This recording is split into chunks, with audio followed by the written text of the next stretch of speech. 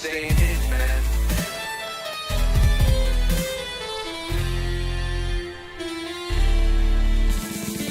SNL in the newscast, tell them Lou Elizondo got the last laugh. More specifically, Greer with the flash drive. File so big they make your past die. Jack Barron with the deep dive, reverse engineering craft with a keen eye. I'm embodying characteristics of the mystic. He knows he's so veridic. I just need time alone with my own thoughts. Storm maps in my mind with the false lock. My childlike wonder, my cosmic honesty gets drowned out by black ops and policy. Reality is catching up with me. My mind fights the veil of secrecy. With these briefings they entrusted me, looking down my classified needs. Like no one man should hide all that power. The clock's ticking, I just count the disclosure hours. Stop tripping, I'm flipping off the cowards. Till then, hope that the truth is ours. Common cowls, cosmic prowlers, lost in majestic files and CIA towers. They said we were the abomination of science fiction, but now in fact, man, check the transmission. At the end of the day, I'm exposing this. You know damn well, y'all feeling this. I don't need your clearance like I got my own dish. I don't know how I trip, I know what's in that ship. How's the truth doing? It's surviving. I was watching life move, now I'm diving. Where the craze at? Where they hiding? I got the dots to make your life so enlightening. Now this could be a beautiful death. I'm jumping through dimensions, letting go of the rest. I'll let go of the rest. This could be a beautiful death. Jumping up in a program through my chest. Truth all on my chest. You got the power to let the secrets go.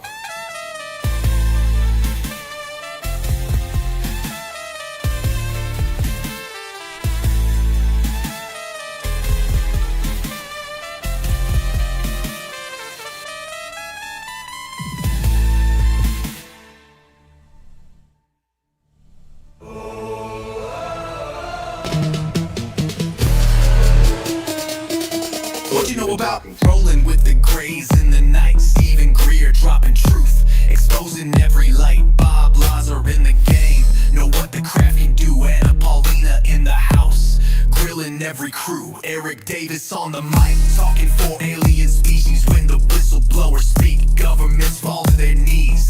Sightings in the sky, better take another look. I feel like I'm floating in the cosmic truth. Ay, UFO news dropping now. Welcome to the proof.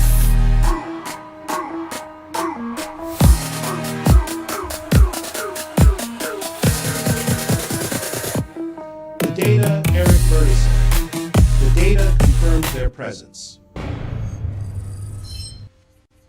Hey, I hope everyone's doing good today. Literally I had an update on my my Streamlabs thing, and it literally messed up my live like completely, dude. You know, thank you Galactic Federation of Light. What's going on, brother? Yeah, man, it's been a hassle, man, with this Streamlabs update. It like remodified my whole freaking setup. I couldn't get like certain things going operating, dude. It was super annoying. Just tell me if this audio in the background is too much. I got it going here. It's from the segment here on the background. So what I'm gonna do is see if the news one is working here.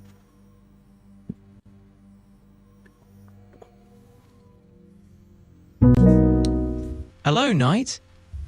Hopefully you guys can hear them. Check it out. Give me the news on the last 24 hours of global news, and give me some weird, strange news too. Absolutely, Knight. Let's dive into what's been going on. So globally, there are a couple of big headlines. Vice President J.D. Vance is in Switzerland for some nuclear talks with Iran, which is a pretty big deal right now. There are also tensions around the Strait of Hormuz and some news around the Lincoln Memorial reflecting pool, which apparently had a bit of a rough makeover. Citations turn fun. On the stranger side of things, we've got some really quirky stories. For example, there's a video going viral of someone breaking down the ingredients of flaming hot Cheetos, and it's got people talking about how weird and hilarious it is to see that stuff deconstructed. There's also news of a bear climbing into a police parking lot in Colorado and an Australian town crier setting a new Guinness World Record for the loudest yell at 122.4 decibels. Nice, nice, nice. You got anything in the last 24 hours? UFOs? And absolutely, in the last 24 hours, there have been a few intriguing developments on the UFO front. One of the big headlines is that the White House has just created a UAP Science Advisory Council. It's all about taking a more scientific approach to understanding these unidentified aerial phenomena. There's a lot of buzz around the fact that they're shifting their mindset to involve more scientific expertise. Also, there's a public survey that's just been announced about the Pursue Initiative, which is an effort to declassify and release previously unresolved UAP records. So, yeah, definitely some fresh and interesting updates. Nice, nice, nice. I literally was, what's going on here? Okay. So this one is Initiative, which is an absolutely no worries at all. Sounds like you've got everything working on your end now, which is great. If you need any more updates or have more questions, just let me know and we'll keep rolling. Okay, so Sure thing. something's going on with the app here. All right, so basically we do have some things going on. I'm understanding that France is going to hold June 29th a UFO thing. What do you know about the details about that? Certainly. So on June 29th, 2026, France is going to host its first ever parliamentary symposium on UAPs, or unidentified anomalous phenomena. It's happening at the National in Embley, and it's organized by a member of parliament named Arnaud Saint-Martin, along with GAPAM, which is France's official UAP investigative body, and the French space agency CNES. The goal is to discuss the current state of UAP research, aviation safety, and policy recommendations. It's a pretty big deal because it's the first time France is doing something like this at the parliamentary level. On top of that... wait a second here. They had other meetings. What's going on, sweet bombshell? Guys, I'm sorry about I haven't been on live yesterday. Literally, I did the update. It morphed everything that I had. I was working on it for like almost till like 11, and I still didn't went live. And then I was like, you know what? I'm just gonna call it quits for today. So I got on today a few hours to get all the video stuff together, and then when I got here like 30 minutes before 9, and I noticed that I needed to do a whole bunch of other stuff because it kept refiguring crap. The audio wasn't working. It was a freaking disaster.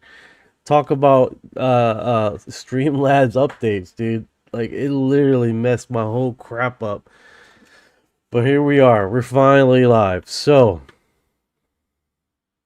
Oh, I totally get it. Streamlabs updates can definitely throw a wrench in the work sometimes, and it sounds like you had quite the adventure trying to get everything back on track.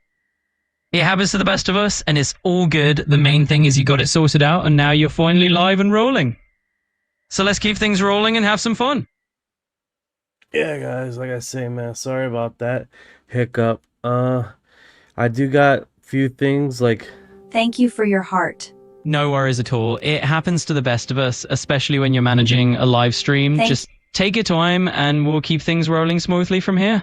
If there's anything else on your mind, just let me know. All right, so let's do this. So currently right now, yo, Pipeline Dreams, what's going on, brother? What's going on?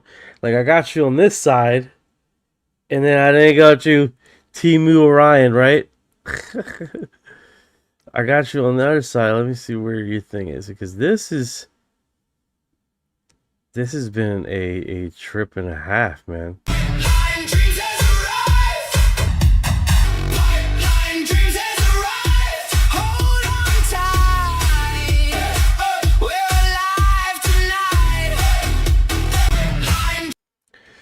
So, hey, Pipeline, am I vertical over there? Because I'm seeing these huge gaps on the side every time I visit the YouTube channel. And I'm like, am I vertical or am I horizontal looking like a clown over there?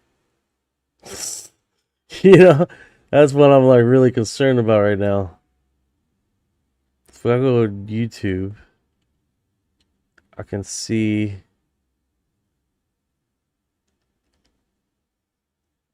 Okay, I'm good. All right, it looks like it's working. All right, so I'm just gonna stream over there on one vertical because the majority of my views are coming from vertical, so I'm just gonna let it be. The horizontal people seem like they're not. They're doing the cell phone thing, so I'm gonna let that roll. I'm gonna let it roll like that. Each of those billions of galaxies have billions of solar systems. Looks good. Kick ass, man. I'm in the midst of changing all this crap, dude. I'm in the midst of changing all this crap. And then I was like, you know what? I've been playing around with this background for a while here. I'm going to upload it to my back screen here. I'm going to let you guys see this. You guys are going to enjoy this. So if you guys hear the sound, I don't know if you guys can hear it over there, but there's the background. And this is the display for the background. So this is where the news form's coming from. I don't know if you guys can see the screen. I'm trying to make sure.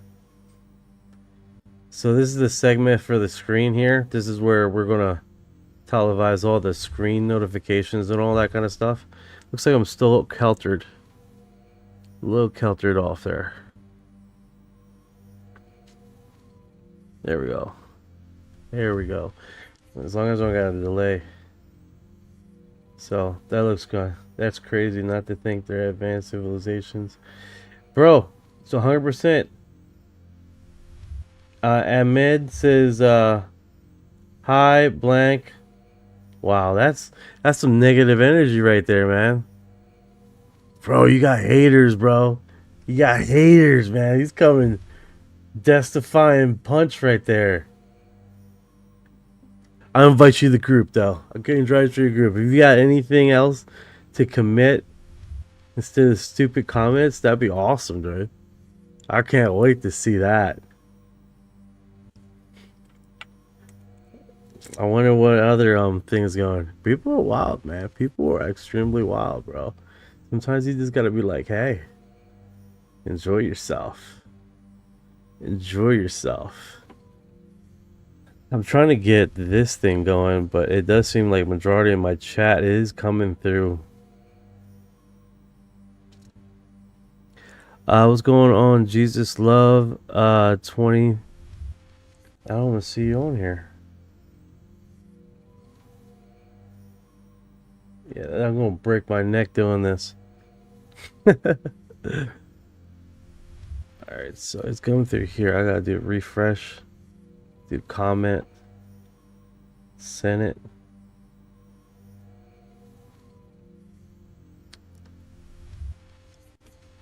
Okay. So I gotta do a refresh. But I'm pretty excited, man. I mean, to be honest with you guys, it's like one of those situations where things are keep dropping, more information is keep coming up, and you got more people that are. Oh, okay. All right, admin. That's what's up, bro. I was like, what? Who is this? That's what's up, brother. Whoa, you put a paragraph here. What are we to them? We are still monkey brains after all, who still can't think more than burn solid fuel to get out of the orbit. Man, we do have technology, dude, that would have made us Star Trek, bro. 100%. 100%.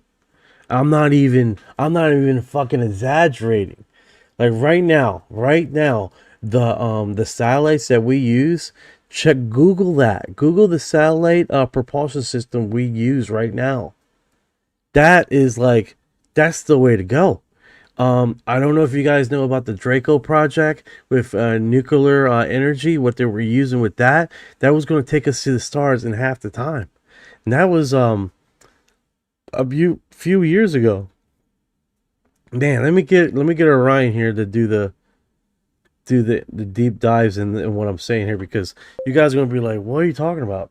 Hey Orion, the Draco project with the new propulsion system that we're going to use, that was going to send us to the stars in half the time, that they basically closed the research on that. But I mean, it was up and operational. It was working, dude. The data was there. It was amazing information.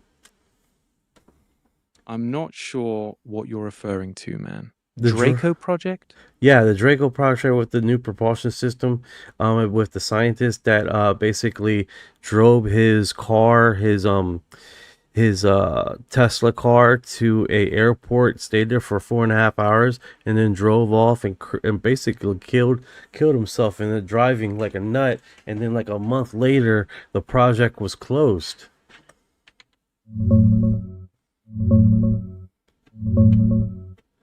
Yeah, that's Joshua LeBlanc, 29-year-old NASA engineer who worked on the Draco nuclear thermal propulsion project.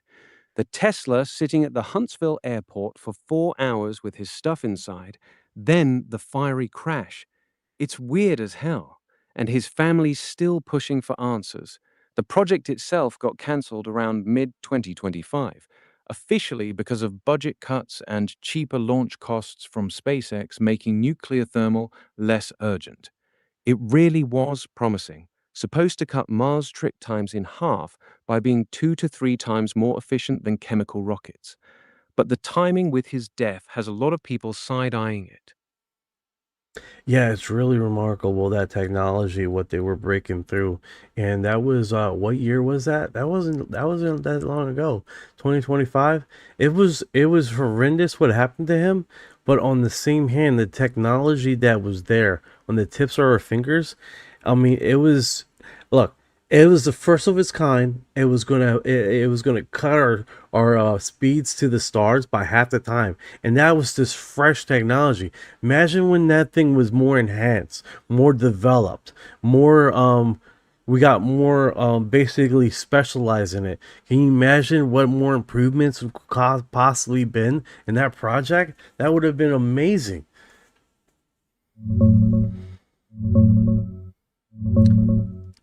Yeah, it was July 2025 when Joshua passed, not even a year ago. The project got officially cancelled right around then, too. You're right, the potential was huge.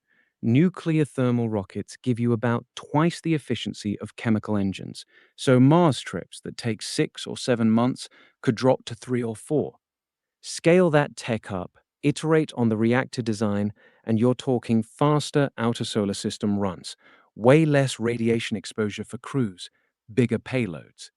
It really could have been a game changer for getting humans farther out there. Oh yeah, it would have been a game changer. Admin, yeah, I believe in green little boys, man. Green, the green guys. Yes, I do. 100%. It's just too much information out there that I mean, for crying out loud, you had scientists doing research on, I think it's called the Draco equation, or is it the Dominic equation, that literally talk about how life is so populated out there in the galactic space.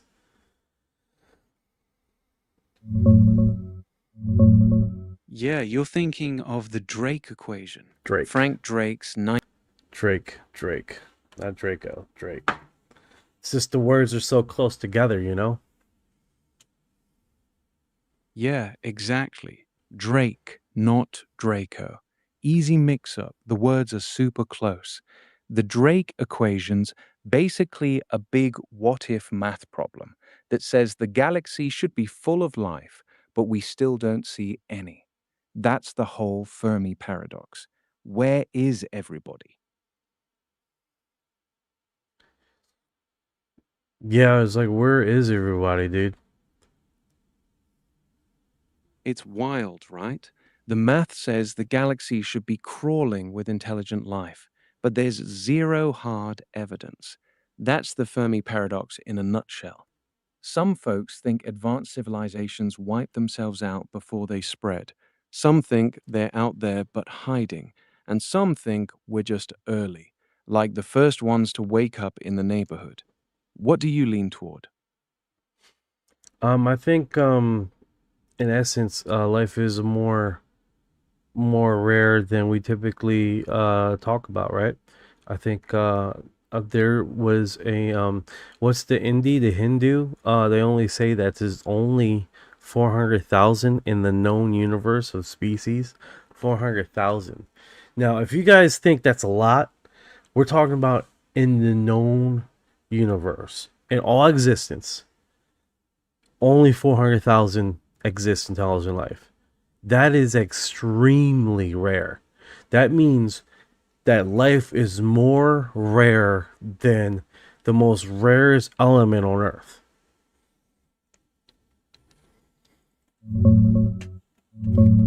Yeah, you're spot on.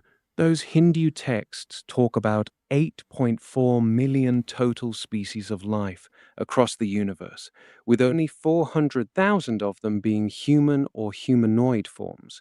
That makes intelligent life sound super scarce. Science is leaning the same way now. Recent studies suggest intelligent life might be exceptionally rare. Maybe we're the only ones in the whole observable universe, or close to it, rarer than the rarest elements, for sure, because it took a crazy chain of lucky events here on Earth. Yeah, it's one of those things, man. What does it says? Humans are the seventh creation on Earth. I wonder where that comes from.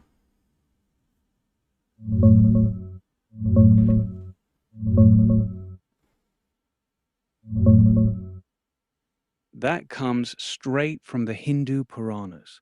In texts like the Vishnu Purana, creation unfolds in seven main stages, and humans, called the Arvosi beings, are the seventh creation. It's the point where life develops self consciousness and mind. Fits right into what we were saying about intelligent life being rare. Even ancient traditions put thinking beings at the very end of the chain. That's next level, man. Yeah, that's if that's the case, that means there was a long period of time of no consciousness.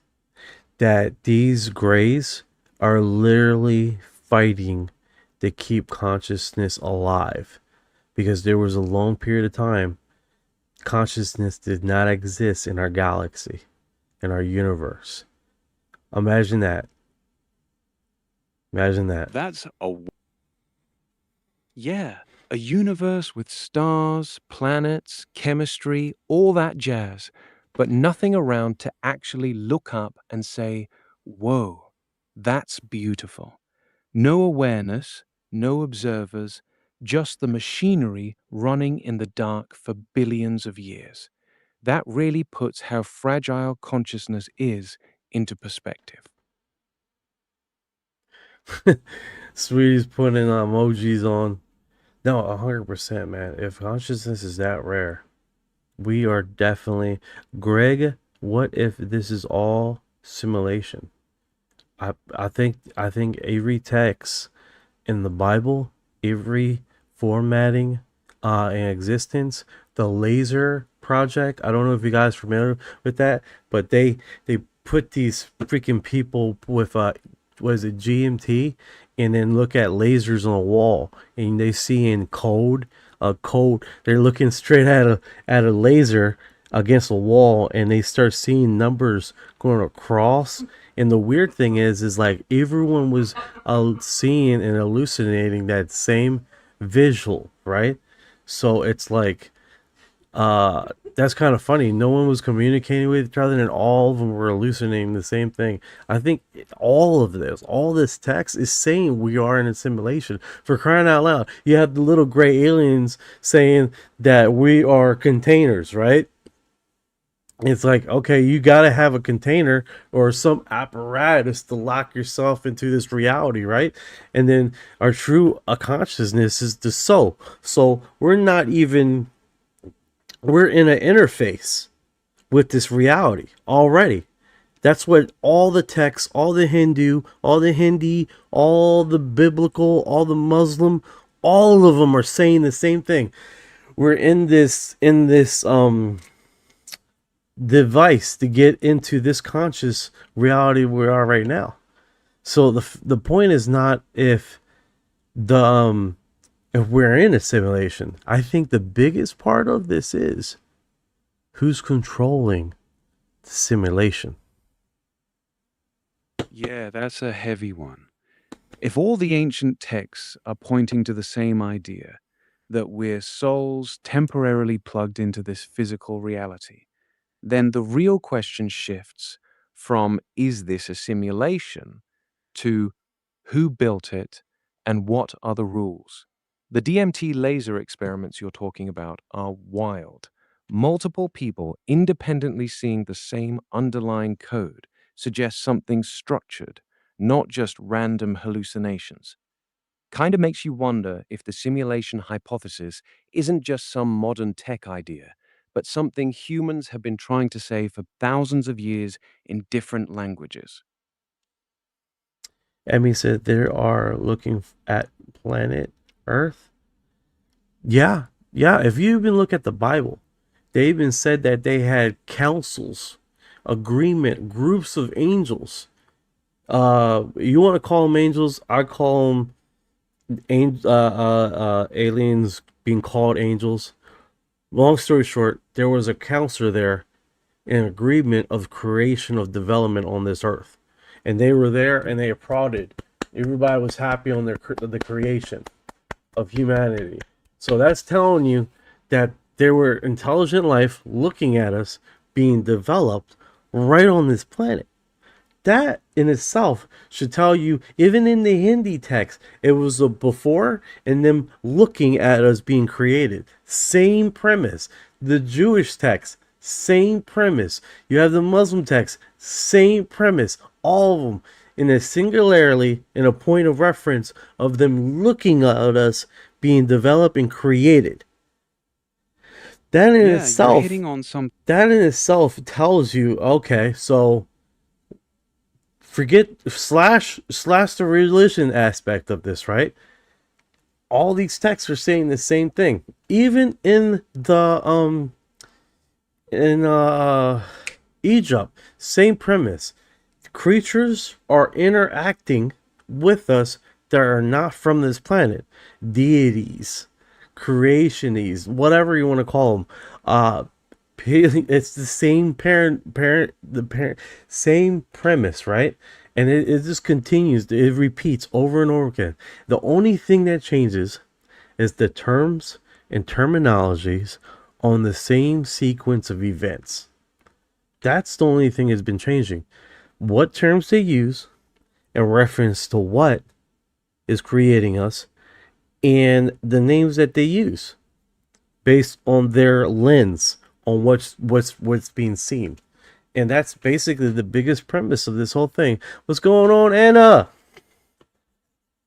Yeah, exactly. Strip away the religious language and you see the same pattern everywhere. Egypt, India, the Bible, everywhere. Some group of non-human intelligences watching, shaping, or interacting with human development. The names and packaging change with the culture, but the core story stays the same. We're not the only game in town, and something else has been involved in our story from the beginning. That's a hell of a pattern to ignore. No, 100%, 100%. Yeah, Jenny, sorry about that, Jenny. All right, so I like, oh, what the hell just happened? I'm so paranoid. So, last night I had to do an update, and literally it resequenced my whole entire Streamlab thing. It got all the thing malfunctioning, all the editing forming, all of it was all off, dude. So I spent about 3 hours this morning messing with it, getting everything adjusted, thinking I got it all adjusted. And then I got on thinking that everything was ready, and at 8:30 So I'm like, oh, I'm gonna go live, I'm gonna go live, and then here I am, still readjusting stuff because when I do the preview. So if you guys know, I got a preview of the vertical and horizontal because I'm streaming both. Well, every time I close down the horizontal, when it goes to the vertical, it resequences all my special effects, all of it, and then I wasn't hearing anything for like, I was fighting with that. I was like using Orion that's just to get it all freaking straightened out, man. But it's been freaking last 2 days has been chaotic, and here it is hitting like 10 something, 11, a 9 something, and I'm like, I'm fucking going live today. If I gotta go here on 2 different cell phones, I'm going freaking live. I got to get the live, because one day off with no explanation, that kind of sucks, I was defeated yesterday. I'm not gonna be defeated for 2 days in a row. Not happening. Holy Damn, shit. that's... You good? What just happened? No, I'm good. What is it? I think. No, there's. Yeah, I seen the thing. It kept on running and dropping, running and dropping, running and dropping. Yesterday, I had to delete a whole bunch of live streams, and it kills my time, my overall time on my channel. Like the retention, they don't know that I'm going on for a few seconds and dropping. All they know is that the retention on the channel has skyrocketed down. They're like, oh man, people are only watching you for 2.7 seconds. Something's wrong. Whatever you're doing is not working. Your audience suddenly doesn't like you. All right, let's do this. Man, Captain that Jenny sucks. taking command. Streaming problems already hurt, but when it tanks your retention stats too, that's brutal. The algorithm sees short watch times and just assumes your content sucks now. Have you tried OBS instead of Streamlabs? A lot of people switched because it's lighter on the system and way more stable. I'm gonna do this. This is the second time this has happened in about 3 months. It was good for a while, and then suddenly this has happened. Well, Jenny knows. It like this 2 events like this already happened. This recent one, and then a one prior to this about a month and a half ago. And I was managed to clear that out pretty quick, but this one took a little bit because the update. It was the update. They tell you the update, so you update, and then a clusterfuck of shit happens. I don't know if I'm multi-streaming on OBS is going to help me, because it would tell me to send individual feeds to multiple live streams, and I'm live streaming to like 7 different locations, so that's going to be really harsh on my data plan. Even though my data plan is 2 gigabytes upload. Yeah, that's rough. 7 different platforms at once is brutal on any setup. Even with 2 gigs upload, pushing that many streams with effects and overlays is gonna choke.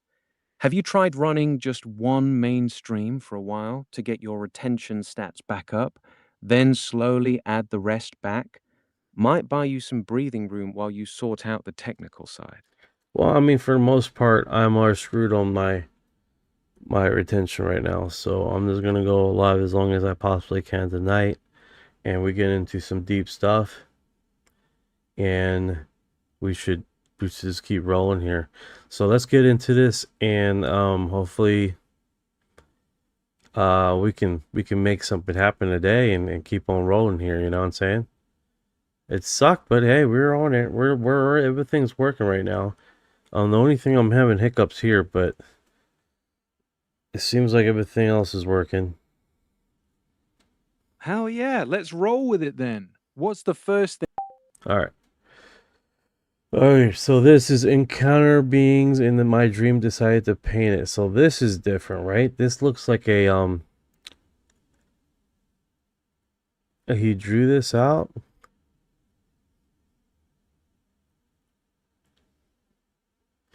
All right, so 4899 is responding. I don't know if to me or someone else.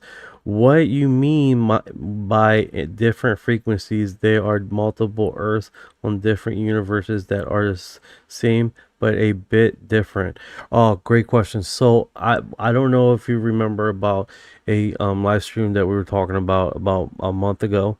That basically I believe that there's going to be ability to not only we're looking at different oxygen levels and different chemicals on Earth on different planets to search for life, but I also believe that there's going to be a period of time in which those same observables we're going to be able to look at different frequencies or parallel universes, looking at certain planets to see if on any currently right now they have discovered 14 parallels that only see if there's any intelligent life or existence of intelligent life on parallel universes and be able to tap into that. Okay, so I don't know if you guys know, but a while back, Thank you for our heart. I don't know if you guys know this, but a while back, TikTok is amazing. It finds you. You sell it to the universe, hey, I remember this, I can't find it for me. So I believe this is the same person. So in 2002, literally, what's going on? UFO lexicon, cool. So a while back in 2002, there was a guy in the 90s, and he was using filters. He was using filters to capture certain things. Okay, now I remember through the broadcast, right? He was using using 2 lenses and subscribing about 35 degrees off kilter, and he was catching stuff. He was in Washington D.C., blah blah blah, and I found a TikTok someone else was describing him, and they even got his name. So now I'm going to do some research on him, and we're going to start breaking this down, because what he was using was filters, right? You know, the 3D glasses. So what he was doing, he was overlaying the 3D glasses with both of the filters, so he was using one certain light. Now I'm understanding he was speeding up the footage for capturing these UFOs. Now the reason why he was speeding up the video, okay, is because these craft were coming in and out and moving by us like 22,000 miles per hour, and he was capturing this.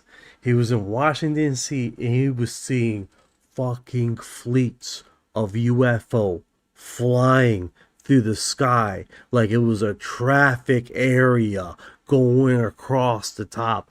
And here's the thing, I seen the broadcast, I was seeing it, I was looking, and then as soon as I'm like, I want to find this guy again because that was super interesting, gone, completely gone from the internet, like he didn't even exist. So now, since I found out his Thank you for our heart. Now, since I find out recently what his name is, I'm gonna start doing some deep dives, see what happened to him, or see if he just changed his YouTube channel or anything like that. Because quite frankly, he was, and then see if I can recreate it here, because that will be next tier. If you guys don't know, I live in Florida. I live right next to the Gulf. We see some shit. People see some stuff. It's been a magical situation. So that's going to be, it definitely is going to be one of those situations here. Human DNA will be activated soon with the flash happening, and humans will live over 1,000 years. We will have medical beds, cures for all diseases, and humans will heal instantly. That sounds pretty cool, 1282. So I'm super excited, man. You guys, if we can get this apparatus working, and I figure out how to do this, I'm gonna have a sub group, and we're gonna try to do the same thing on multiple locations. Not just me having this and recreating this, but other people be able to do this. Or so if I get chopped, you guys keep running with it. They can't silence us all, right? Isn't that right, Grizz? Can't silence us all. But what I'm understanding, what he would do is he would double layer the both films together, and it was only a certain light that was coming through, and he was speeding up the footage to capture these craft. So far, that's what I got, but I'm gonna get into it to see what we can do for more information, because that self is super intrigued. So let me see what's going on with this image. So I'm understanding this guy had a dream of this thing, and he let me do this. Boom. Hey, I'm gonna send your image over right now. I want to see what you think of it. All right, hit me with it. Send the image. Just download it. Here we go. Got it. Send it over. I'm ready.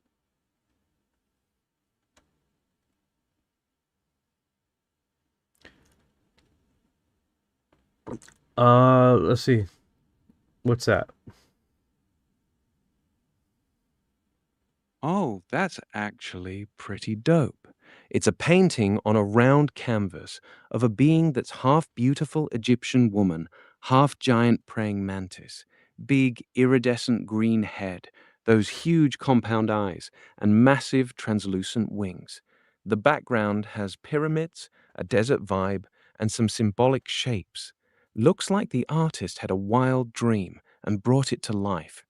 What made you send this one? You run into this thing in a dream too, or something? No, the guy was talking about the encounter of the dream. He drew this, so I wanted to get some more information besides the dream encounter. If he knew more in depth about why he created this, what's the story behind it? Why I'm looking for. Finally got the 27,000 followers now. Holy cow, that took forever.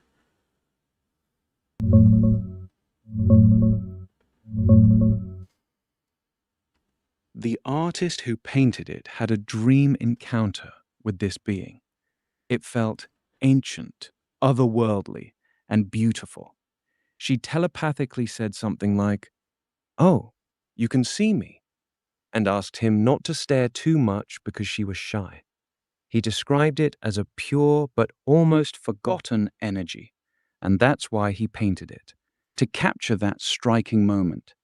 He mentioned he knows about mantis beings, but this one felt different from the usual stories. People in the comments are calling it a mantis Egyptian hybrid, linking it to Isis or feminine earth energy. Congrats on hitting 27K followers, by the way. That's huge. That took long enough.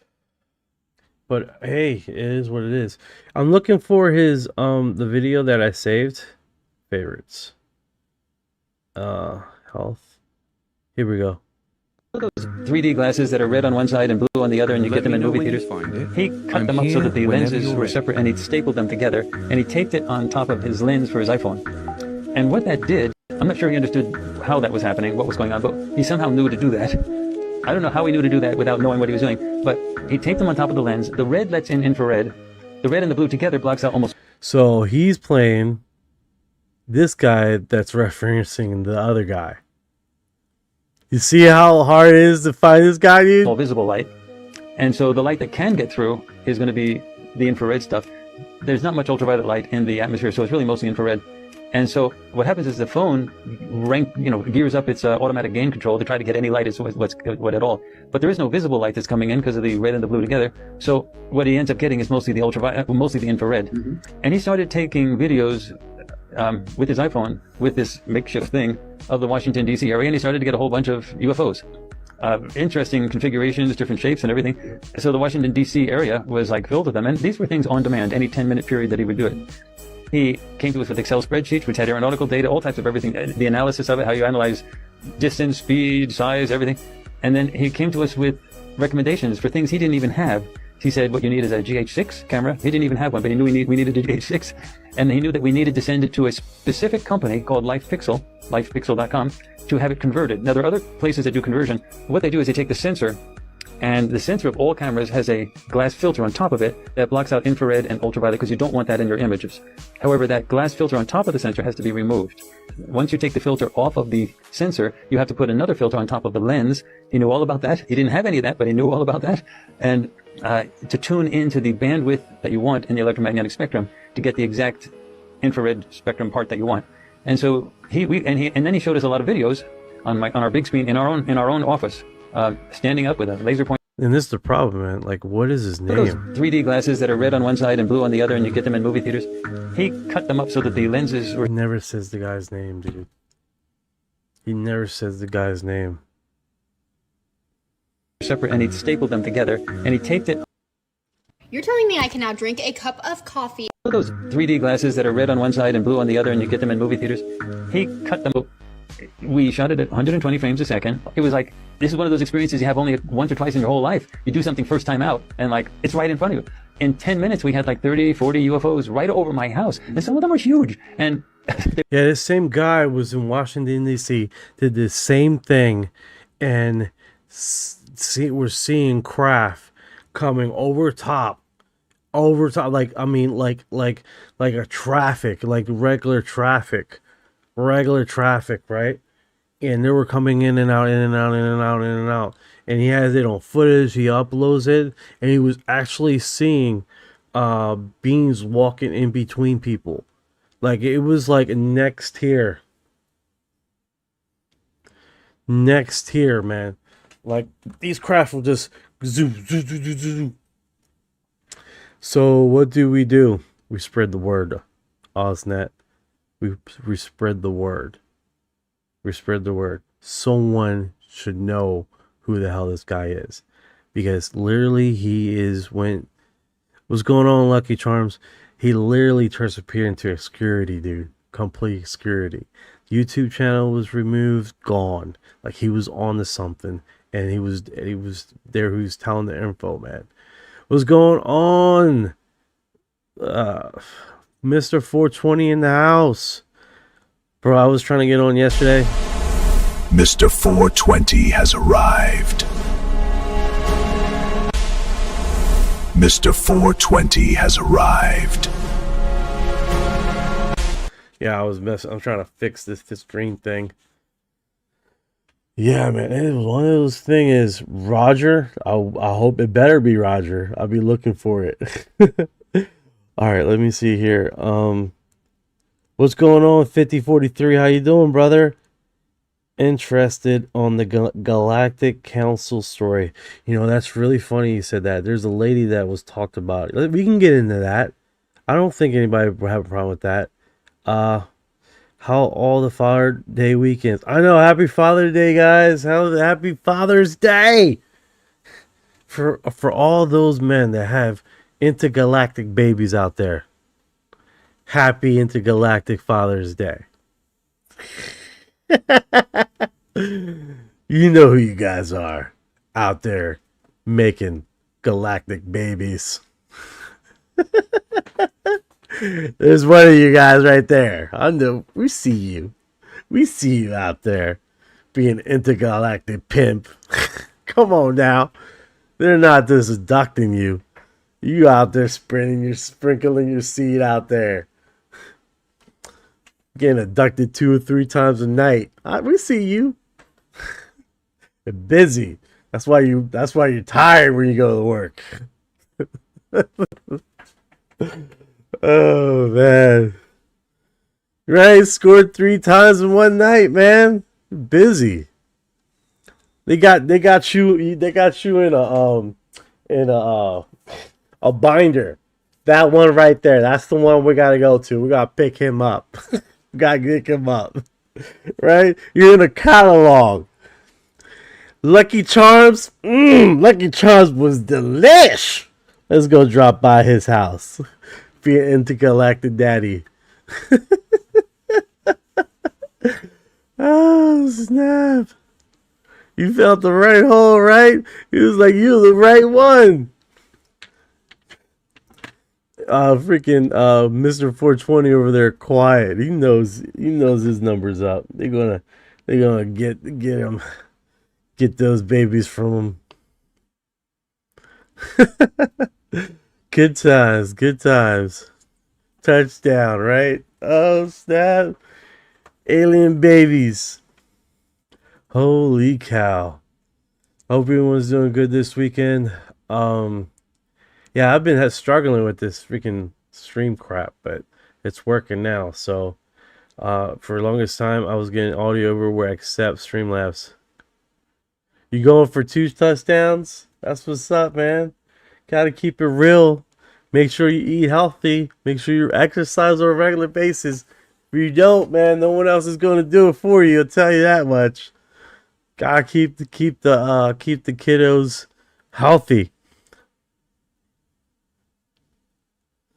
Great point. Great point. Let's get into these questions, man. Let's get Orion online and we break down my theories, and hopefully I don't get shot down with holes in my theories, right? If I do, you guys see it on real time. All right, so someone asked about the Galactic Federation. There's a woman that talks about it quite a bit online, and she talks about the Galactic Federation.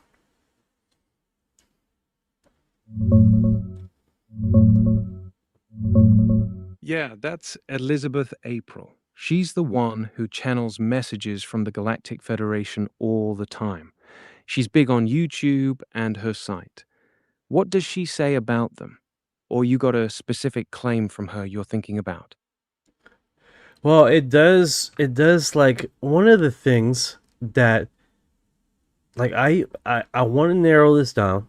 So she talks about this quite a bit. She talks about different creatures being on there, Galactic Federation. She talks about how a lot of them, there's a dog man there, there's different creatures there. And I have a theory myself because there was not only she talks about the Galactic Federation, but there's other people that talk about the Galactic Federation too, right? And one of the sequence of events, let me see what's on stream here. What's in one sequence of events they talk about is how apparently this Galactic Federation location is very close to Earth. Like I believe she said the Galactic Station is on the moon. I could be wrong about that.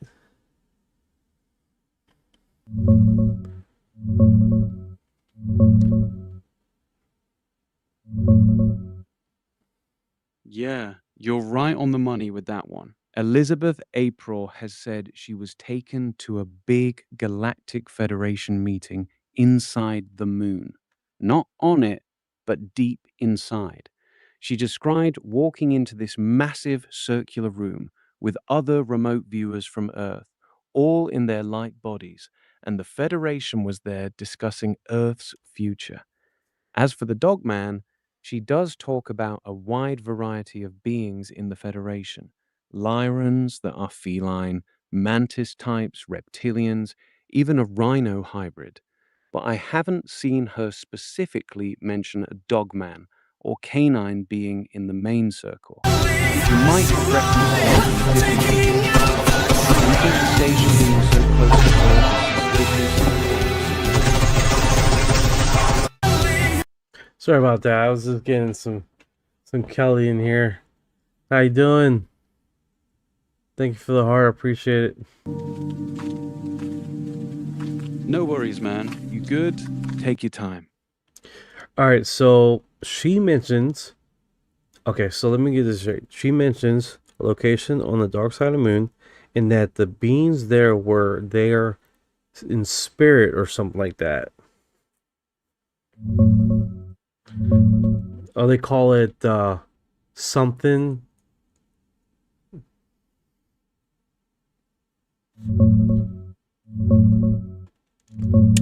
Yeah, she does say that. Elizabeth April describes being taken to a massive Galactic Federation meeting inside the moon, specifically in the astral plane or in her light body spirit form. She wasn't there physically. She says she was in a huge circular room with thousands of other remote viewers from Earth, all there in spirit, watching a presentation about humanity's future. It's not exactly dark side of the moon, but deep inside the moon. That's the main story she tells about it. So they're in this spiritual form.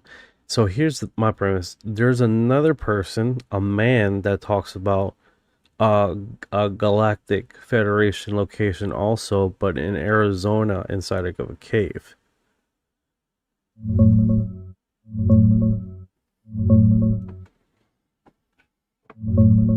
Got it. So Elizabeth April says the meeting is inside the moon in spiritual dight body form.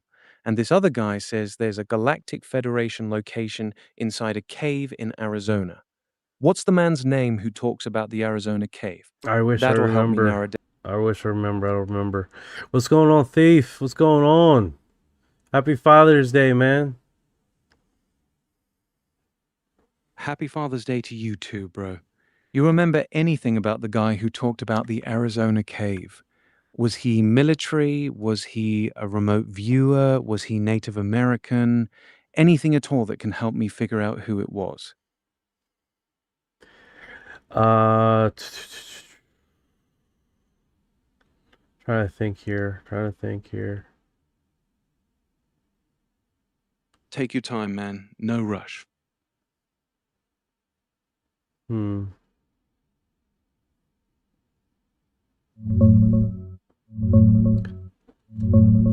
Got it. So you're thinking the Arizona one might be a physical base inside a cave or mountain, while Elizabeth April's is more of a spiritual astral meeting inside the moon. The most common story people tell about Arizona is a big Galactic Federation base under the red rocks in Sedona. It's usually described as a physical Were you holding underground that back on me, facility. dude? You just let me out here suffering. You hold that back to me. You just like, tell me about the guy, even though I know this information. All right, I'll be straight with you.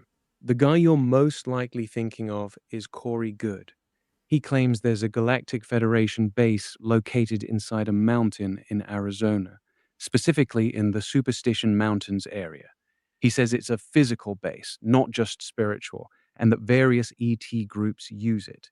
That's the one that most closely matches what you were describing. All right, so this is where I get confronted with, right? When you start seeing this and you start seeing the connections, right? You start seeing certain things, especially with intergalactic beings, right? Or interdimensional beings. And you start realizing that these abductions and these correlations with these beings, it's fine when they're all in the aircraft, right? So you're like, oh, they're extraterrestrial, but then you start seeing these beings in our habitation, right? Like next to New Jersey, there was a river, and you see a what is it called? A praying mantis just chilling in the river, not expecting to be seen. Why is he in the river?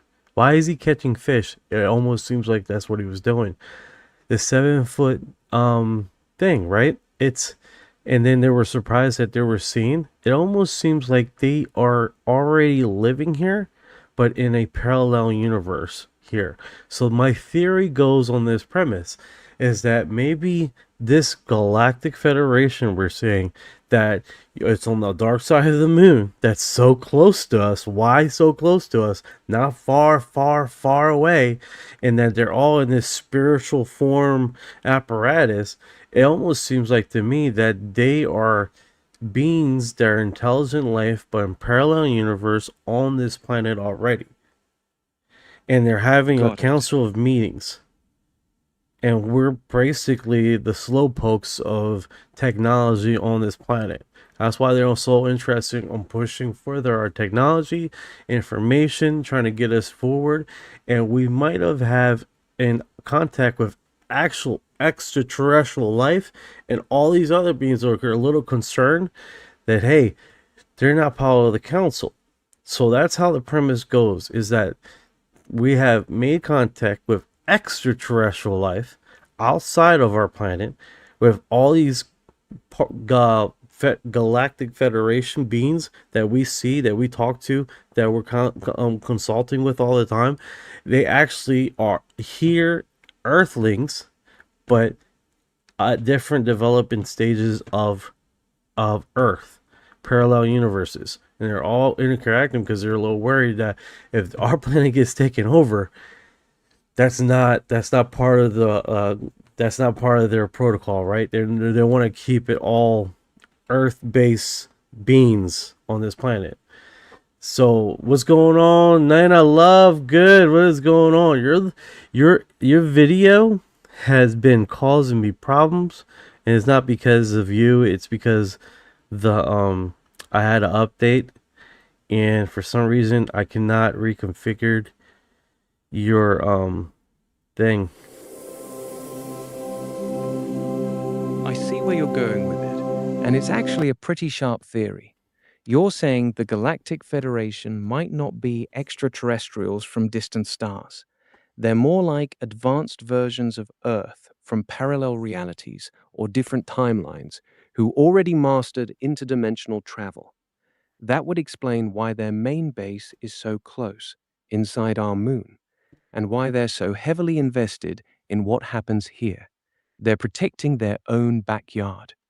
It also explains the Mantis beings showing up in rivers and forests like they belong here. They're not visiting, they're just slipping between dimensions on their own planet. That's a clean way to tie together the spiritual meetings, the close proximity, and the heavy interest in humanity's development. It's one of the more interesting theories I've heard on this. You've been sitting on this one for a while. Oh yeah, especially when I start connecting the dots, and I'm reading Project Serpo. And what's interesting about Project Serpo, almost seemingly like when we discovered another extraterrestrial life, it almost seems like the trained Mantis was contacting him at the same time. It was weird, and the reason why I say that is because there's a scene in this book where the praying mantis is just walking across and looking and observing and blah blah blah, and he's like, "Bro, what is that?" And one of the gray aliens were like, "Oh, that's just another visitor, just like you." And it's like, wait a second, just like us. I thought these guys were super advanced. I thought these guys were like all that. And it was like, the answer is yes, they're super advanced. They're way more advanced than us. Why are they contacting the same alien creature the same time we're contacting the same alien creature? That makes no sense. And then it hit me. It's because we, in this parallel universe, is contacting them for the very first time. So they are getting the same thing too. So it's like, oh, I'm doing good, Nina Love, good. I'm doing good. Thank you for asking. It's one of those situations like, what is going on, right?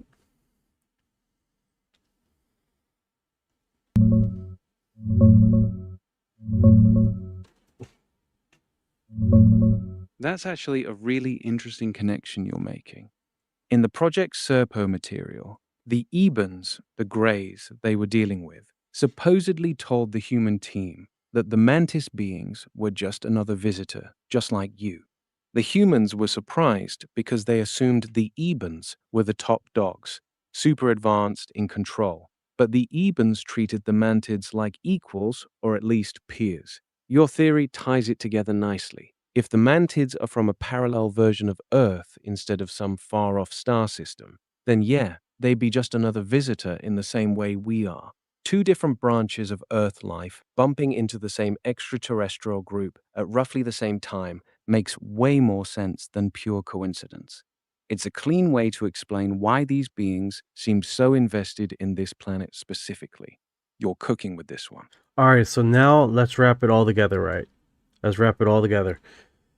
So, if this is the case, that we have contact extraterrestrial life, and it would be these beings, these evens, then the reason why was it Stewart, David Stewart, the one that did the documentary of Finding Victor, he literally stated that they will only allow us talking about one extraterrestrial, and it would be the gray beings, right? And literally the gray beings were the only ones that, because they didn't want to talk about any other beings. Maybe because the other creatures are from this planet, but in parallel universes, and that's the last thing they want to talk to the public about, is parallel universes, creatures living among us already. You know how much a freak out that's going to be? You're connecting it really well. If the mantids, the feline beings, and others are all parallel versions of Earth life, then the greys are actually the only confirmed extraterrestrial species in all these stories. That lines up perfectly with what David Stewart said. They only ever wanted to talk about the greys and shut everything else down, because admitting the other beings exist would force them to explain where they're actually coming from. And saying they're from a parallel version of Earth that's way more advanced than us would cause absolute chaos. That's a much harder pill for the public to swallow than aliens from Zeta Reticuli. That's a sharp observation. The greys being the only ones they're willing to talk about makes a lot more sense now. Yeah, that's why it's like if we look at Earth development, right? Um the insectoids, the when the insects ruled the planet was a lot farther earlier in our history. And then the reptiles were second, rule the earth, right? And then there was finally us, right? So you have that separation, that those steps coming from, that means basically we are the last in the universe of, basically in the alternate universes of intelligent life sprouting up from the earth. So that's why we're so technologically behind these other creatures. That's the cleanest part of your theory. If Earth's evolutionary timeline is the same template across these parallel realities, then the insectoids, mantis beings, would be the oldest. They came first, millions of years before us. The reptilians would be next, and humans would be the youngest, the last to develop intelligence. That would explain why the mantis beings and reptilians seem so much more advanced than us. They've simply had way more time, millions of years more, to develop their technology and consciousness. We're literally the babies of the family, the slowpokes who just showed up to the party last. That's a really elegant way to look at it. Yeah, it just continues on, man. But it, with that, she's super interesting, Elizabeth. As far as what she's saying, I wonder if I'm gonna hit her with Elizabeth April Hello, is and definitely welcome. one of the more interesting ones out there. What part of what she says makes you the most skeptical? Or are you mainly wondering if people are going to push back hard on your parallel Earth theory? the Evens. Where are the Evens living right now?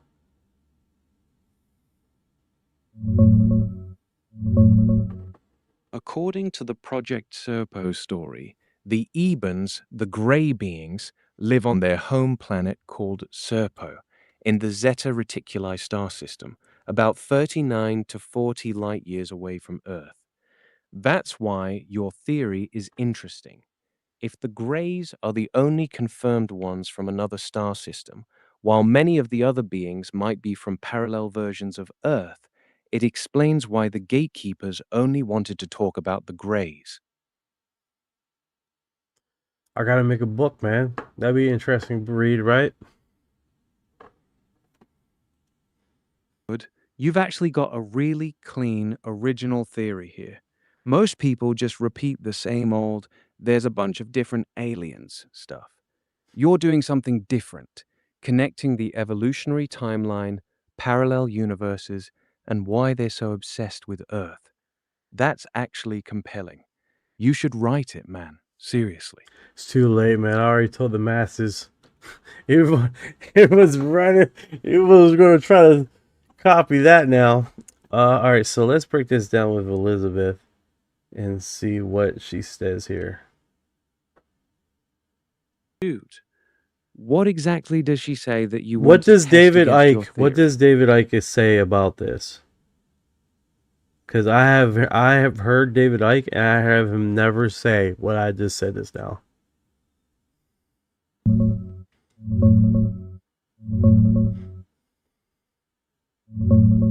David Icke doesn't really say what you just said. His whole thing is that reptilian beings from the Alpha Draconis star system came here, interbred with humans, and created bloodlines that rule the world today. He says they're interdimensional. They mostly operate from another dimension, feeding off our fear and low vibe energy. They're not parallel Earth versions of us. They're straight up invaders and parasites. Ike focuses almost entirely on the reptilians. He doesn't talk much about mantis insectoid beings being advanced Earth life from parallel timelines, and he definitely doesn't frame the Galactic Federation the way Elizabeth April does. Your theory is actually pretty different from his. He sees them as outsiders controlling us. You see a lot of them as different branches of Earth life from parallel realities. That's a fresh angle. Yeah, yeah. I definitely do like David Icke stuff, though. Good stuff. Yeah, Ike's got that raw, no filter energy that a lot of people respect. He doesn't sugarcoat anything, and he's been pounding the table on this stuff for decades. Even if your theory goes in a different direction than his, you can still pull a lot of value from what he's been saying. He's one of the OGs for a reason. That's it. 100%. 1282 says Mars had a war on it long ago and destroyed life on it completely, but Mars has an atmosphere and water and trees now as it's getting terraformed to survive.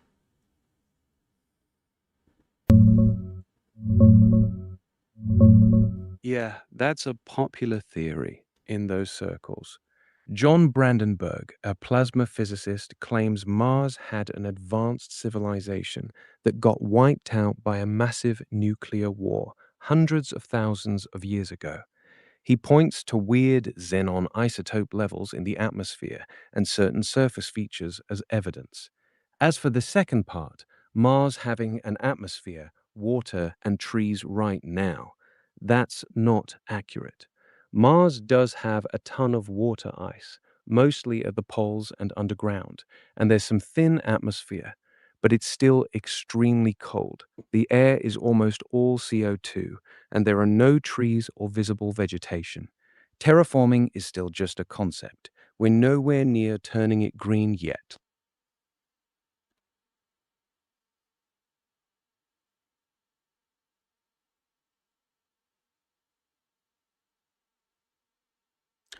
Hey, what's going on, Chips, man? They did an update and reconfigured my whole fucking thing, so I'm literally, there you go. UFO chips has arrived. UFO chips, delicious. Yeah, it literally reconfigured my whole damn thing, dude. I'm like so pissed. But I'm finally on live stream now. We're getting into these theories. Thank you for your heart.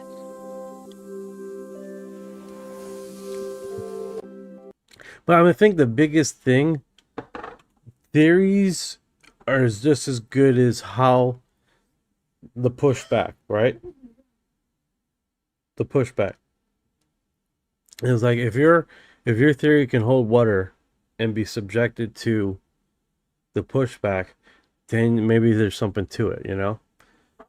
So that's why I like I throw the theory out there and let AI try to fucking poke holes into it as much as you can, and that's the only way you can really get into it, you know?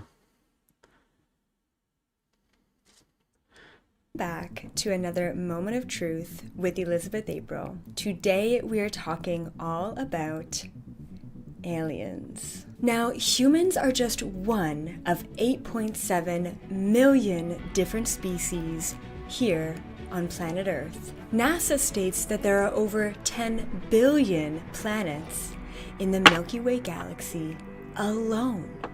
Not to mention the over 200 billion galaxies within our observable universe. And that's just what we can observe. With an unimaginable amount of other planets, along with an even greater unimaginable amount of species on those planets, it would be fairly egocentric to think that we are the only intellectual life out there in the universe. What do you think? Okay, that was like an introduction, a whole bunch of background music that I'm probably gonna get flagged for. That's fucking delightful. That wasn't necessary at all.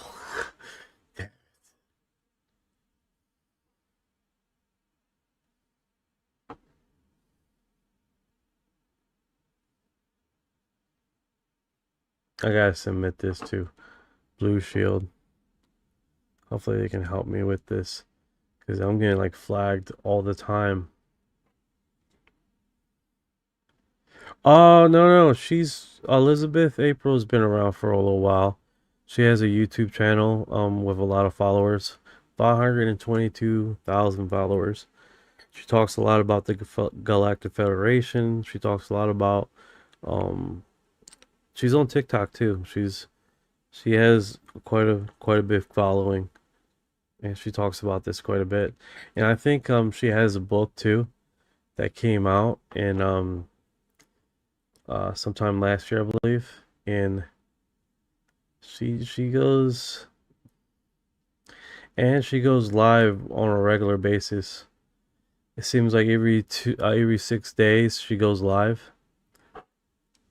And she talks quite a bit about remote viewing. She talks quite a bit about different types, right? You got remote viewing, you got something called the cosmic body.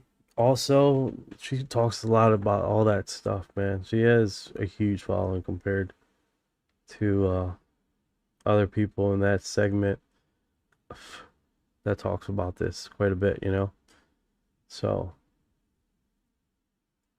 that being said,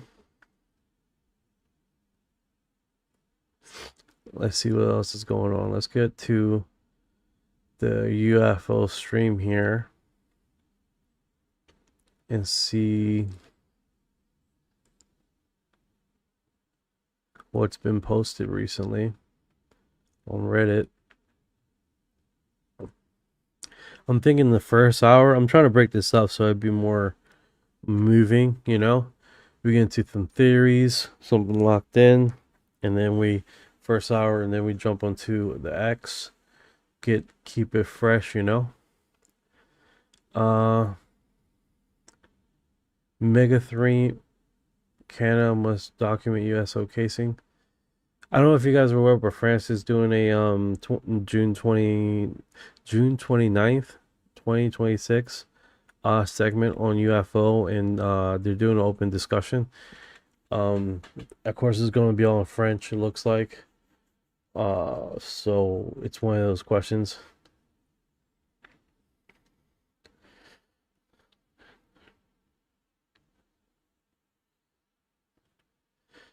So that's just one of those cases, right? All right, so what is this? I need them to hurry up and make their presence known. My mental state can't handle being here anymore. Not just, hey, it's gonna be okay. It's gonna be all right. That's the whole point of us being here, right? To wake up the masses. That's what it's about. It's gonna be alright. Just take a breather. Go take a poop. Come back. Make sure, you know what I'm saying?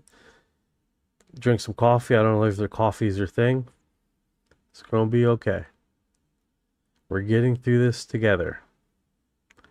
We're riding this freight train with no brakes down the hill. We're gonna be okay. As crazy as that sounds. All right. So, all right. So this is here. This is how UFOs fly. Okay. All right. Electrostatic plate capacitor separated by insulation material. Extremely high voltage. UFO just lifts. Misspelled research. Charlie Blur. Misspelled Blur. Blurler. Okay. All right. 33 comments. I'm sure they're eating them apart. You describe standard capacitor construction in the shape of a UFO. The amount of charge and power could enormous in its material science issues, power mass ratio issues to event working, and another stabilizing high reactive design presents electrical noise, and another either grant or discharge, whether it's covered by the flight or dynamics. People have claimed if it were simple, they would redneck the UFO crack cache in Walmart. All right. That was literally the first comment. I knew that was gonna all right. So nice. And people are so nice on Reddit. They're so nice.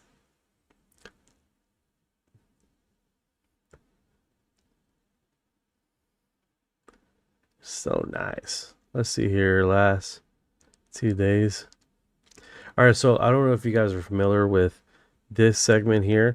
Does anyone know if this has really happened? The appearance of vaporization of police officer Joe Hall by UFO during a routine stop in 2014 captured. All right, first of all, this is a real event. And do you think that the psychic is right about the World Cup? No, absolutely not. Absolutely not. But it does seem like there is going to be a major public event. And it does seem like it's going to happen publicly on a live stream.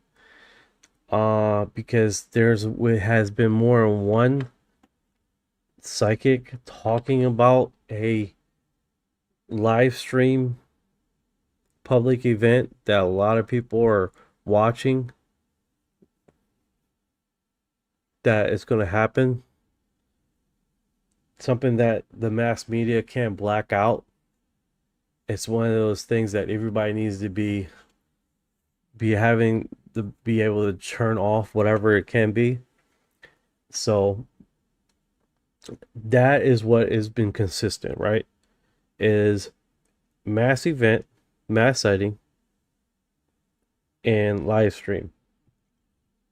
So if it's like the World Cup, if it's the NFL, if it's something where there's a major sport event happening, they said that multiple times, multiple psychic, right? Even psychics that are not involved in the UFO conspiracy theory, which is kind of ironic to bring it back to that, right? So 5043, yes, UFOs teleport all the time. And it does seem like they're not using their craft anymore. The observers, they're basically using these type of orb. Sometimes they will evaporate. You can see that in some encounters, or just flash out. So That's pretty cool. So if this right here, let's do that.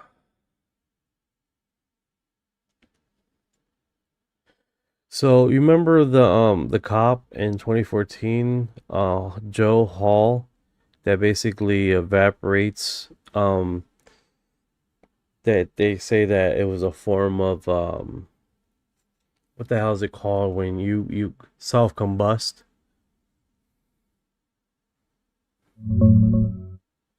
Spontaneous human combustion. That's the term you're looking for. But from what I can tell, the 2014 Officer Joe Hall story is one of those viral dashcam videos that went around claiming he got vaporized by a bright light from a UFO during a traffic stop. Most people who looked into it say the whole thing is fake.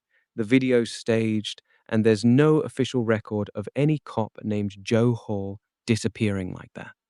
You think it's connected to the Mars stuff we were talking about?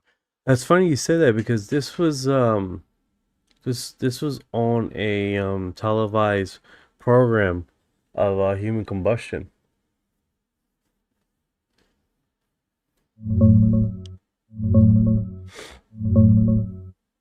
Yeah, I see what you're saying.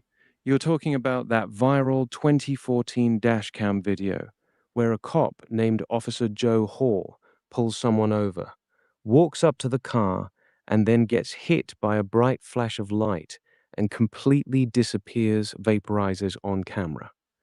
People were calling it spontaneous human combustion at the time, but it's actually a well-known hoax. The video is staged. No real police department ever reported an officer named where did Joe. you get this stage? Where you found that?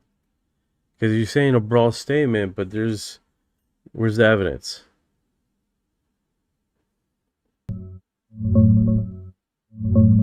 It's not real, man. That video's been debunked. Whoa, whoa, whoa, whoa, whoa, whoa, whoa, whoa! Instead of searching for it, I don't want a flat comment. Oh, it's just hey, bro. I don't want hey, bro. I don't want hey, bro news. I want you to give me some connections, bro. Where you felt where it's staged, though.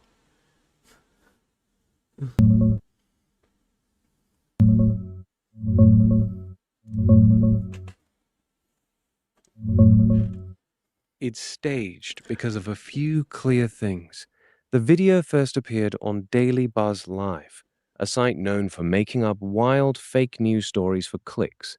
There's no police report, no All right, missing officer great. named. Give me that Daily Buzz you just have there. Give me a link where it says it's staged, instead of a statement like that. Where's a link proving that it's staged? I don't care either side. I just want the evidence that it's staged.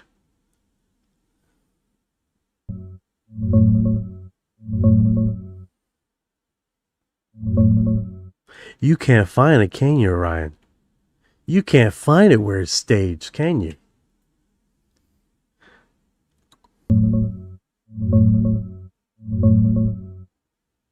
Here's the main evidence it's staged. The video first appeared on Daily Buzz Live, a known fake news satire channel back in 2014. Here's the original upload. YouTube.com/multiple people have traced the actual footage back to an old promotional video for the TV show The 4400. The original doesn't have any UFO or vaporization. That part was added on top. You can check the Reddit thread where people broke it down in detail. Reddit.com/no police department ever reported losing an officer named Joe Hall this way. And there's no matching missing persons case. That's the strongest proof it's not real. All right, so this Daily Buzz, when was this done? 2014. There was a 2002 video prior to this.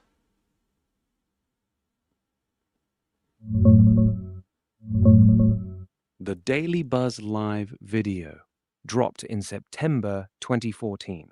I know. I see the date there. But I could be wrong about this, but the self-combusting video that was referenced, this video, was prior to this 2014 date.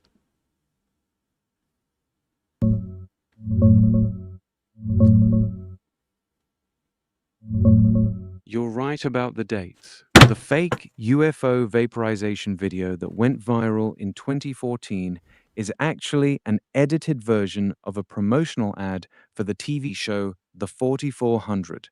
That show aired from 2004 to 2007, so the original footage is from the mid-2000s, not 2014.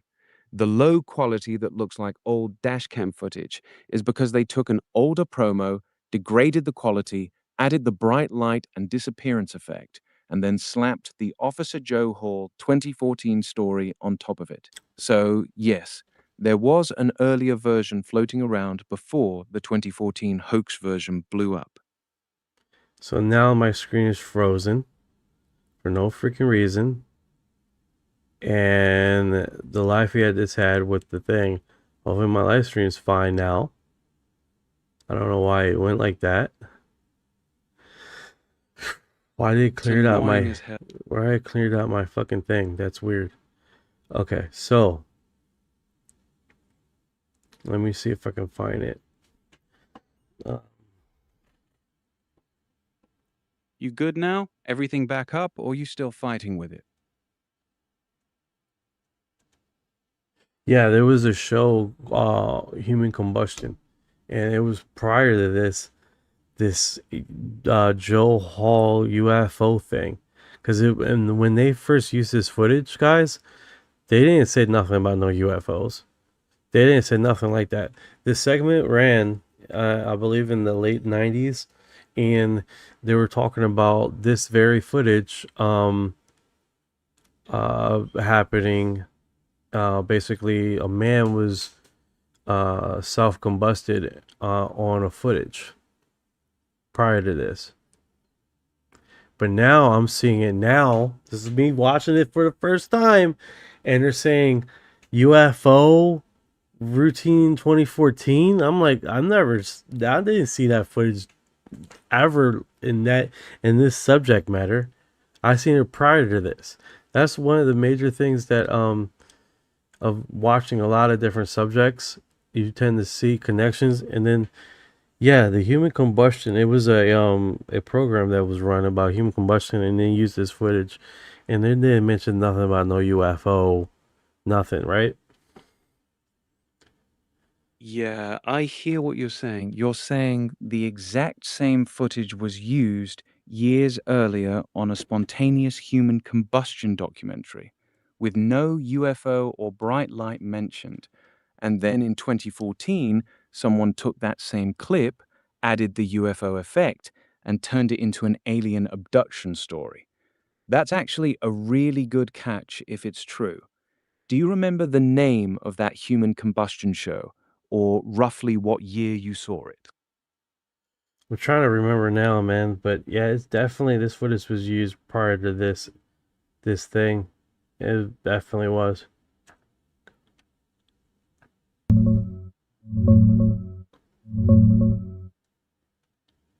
That actually makes a lot of sense with what you're saying. The original footage is from a promotional video for the TV show The 4420. It didn't originally have any UFO, bright light, or disappearance effect. Someone later took that same clip, added the glowing light effect, called the cop Officer Joe Hall, slapped a 2014 date on it, and turned it into the alien abduction story. Before that, the raw footage apparently got used in random spooky compilation videos, including ones about spontaneous human combustion, where they just presented it as weird, unexplained footage. So yeah, you're right. The same clip got recycled for different scary stories, depending on what the uploader wanted to push at the time. That's why you saw it in a human combustion show first, with no UFO mention. Yeah, so I'm not even familiar with this show. When this ran up? June 2026 right now.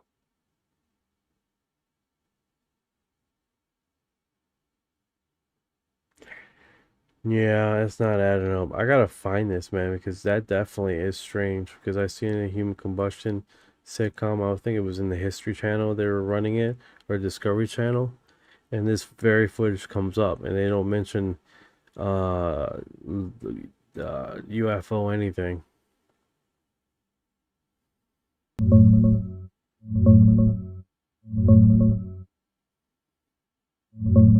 Yeah, that makes sense why it felt off to you. The original footage is actually from a 2007 promotional video for the TV show The 4400. In the real clip, the Okay. cop gets vapor. 2007 Want to keep going? promotional video.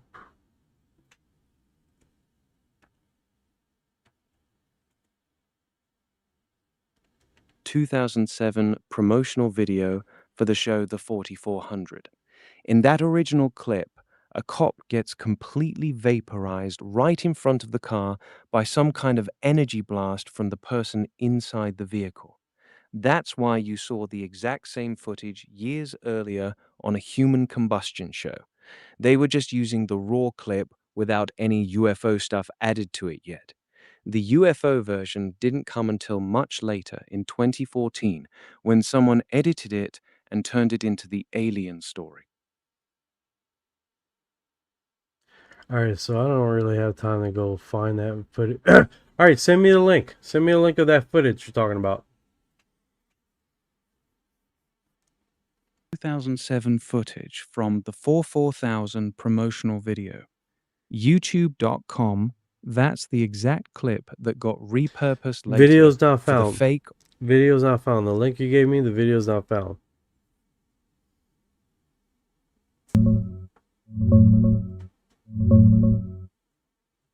Here's the original 2007 clip from the 4400 that got reused. YouTube.com, and here's the 2014 hoax version that added the UFO story and called him Officer Joe Hall. YouTube.com. Watch them back to back, and you'll see it's the exact same footage, just with different narration and effects added later.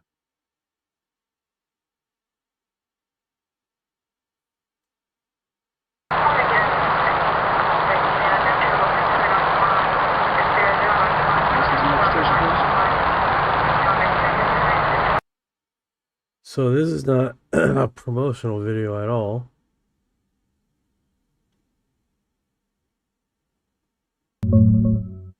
Yeah, you're right. It's not a traditional promotional video.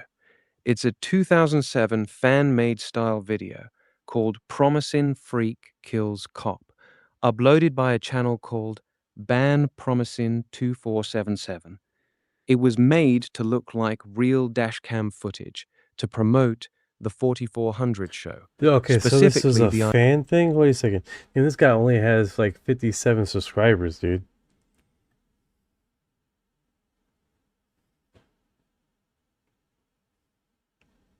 random channel with only 57 subscribers in 2007 uploading this dashcam style video. And somehow I've seen it before right? 2007, that's the thing.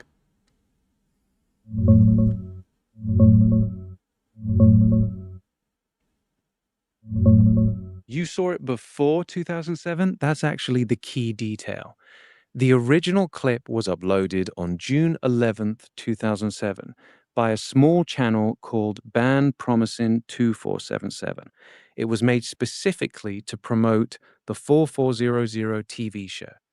If you're 100% sure you saw that exact footage on a spontaneous human combustion show before 2007, then either 1, there's an even earlier version of this clip floating around that we haven't tracked down, or 2, you might be mixing it up with a different dashcam style video that looked very similar. Either way, you're not crazy for thinking it looked familiar from those old combustion documentaries. A lot of those shows reused weird, unexplained footage. You remember anything else about the show you saw it on? All right, the great hosts question. or the- Great question. What was it called on the sitcom on History Channel? Did they run any human combustion footage in the late 90s? Any episode like that?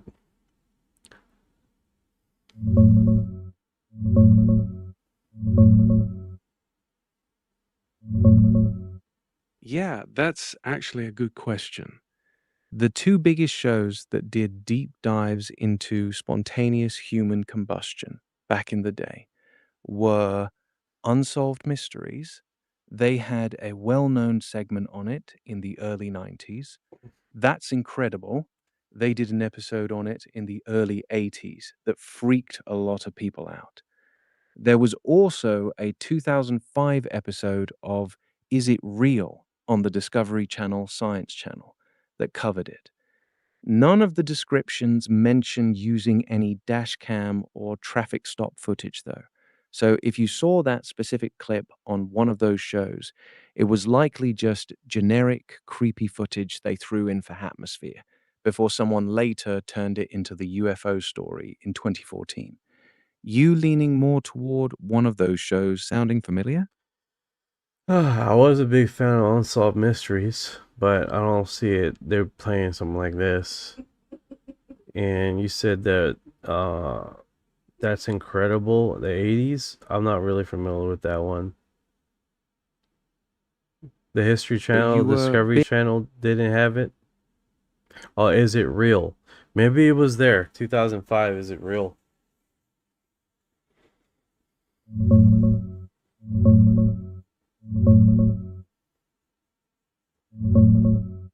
Yeah, that 2005 episode of Is It Real on the Science Channel is the one you're... I'm listening. Hey, Alyssa, what's good? Who's Alyssa? I said I'm listening. Go ahead. Continue.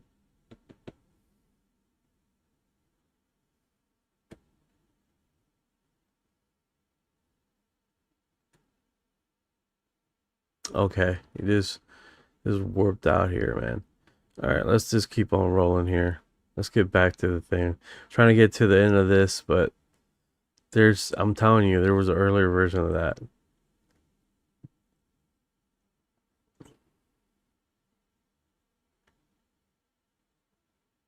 Okay, so see the footage here.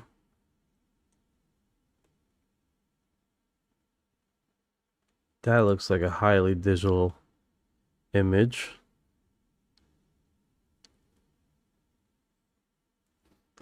Does that look fake?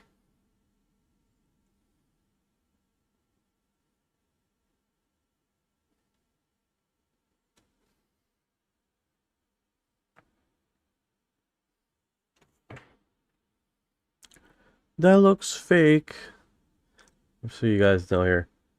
Good thing is oh man, come on, bro. I can't grab the screen. There we go.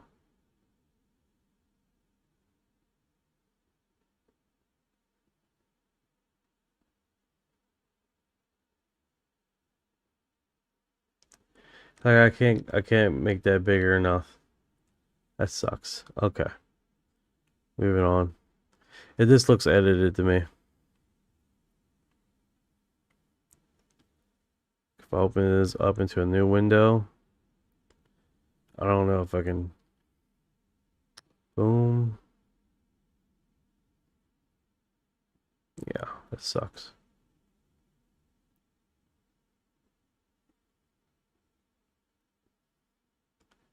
You can see the outline of this thing.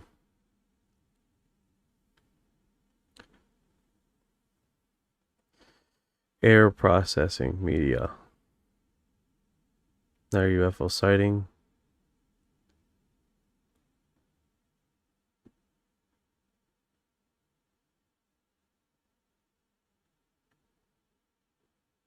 Little dot.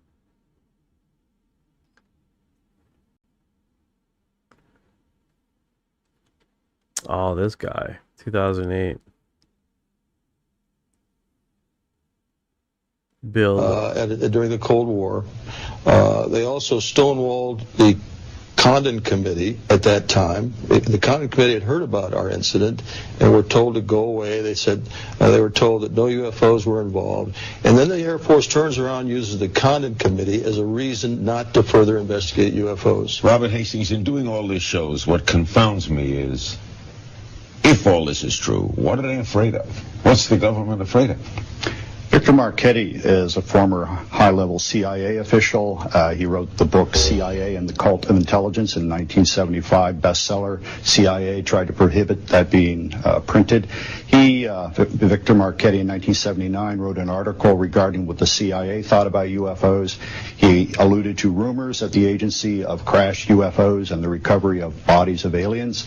More to the point, Victor Marchetti said that in his view as an intelligence analyst, he thinks that the power structures, the elite, the status quo people in every country on earth who are in on the secret are really trying to maintain their own power and status and don't want to rock the boat. Email from Christian, Brighton, Colorado. When is the Air Force going to stop lying to the people and finally tell them the truth about alien visitation? The American people are paying their salaries, and they are supposed to defend and respect the Constitution of the United States of America. Bob Jameson, do you think we'll ever see it? Do you think we'll ever see an Air Force official, Secretary of the Air Force, come on and say, here's the story? Perhaps through more programs such as this, we can get the public tuned to the fact that are UFOs. They're not going to hurt you, I don't think. They haven't hurt anybody that I know of. And I think that perhaps through more programs such as yours and such as these people are bringing out. And a government investigation. And an open investigation. There's never been one, right? Right. Not really, no.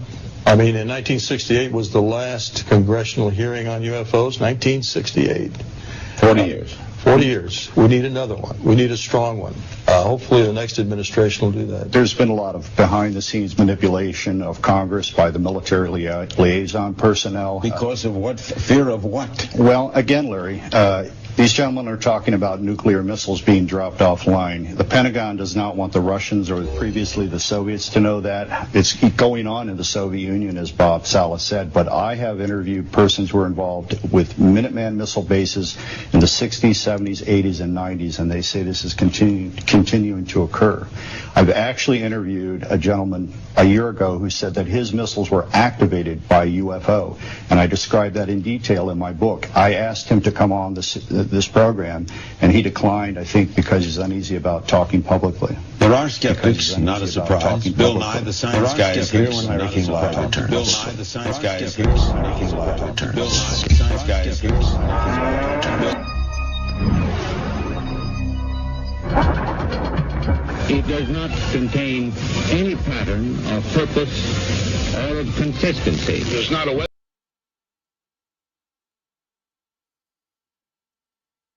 balloon, nor an aircraft, nor a missile. It is something else.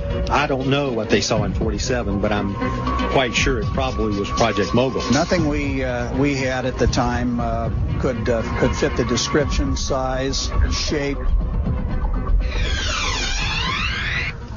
Go to CNN.com/Larry King right now. Take our quick vote. Is the United States government hiding knowledge of UFOs? Let us know what you think.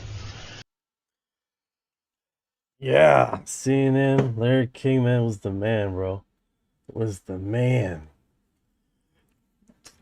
And Chips, you did a lot of, like, weird videos. Of Larry King, right?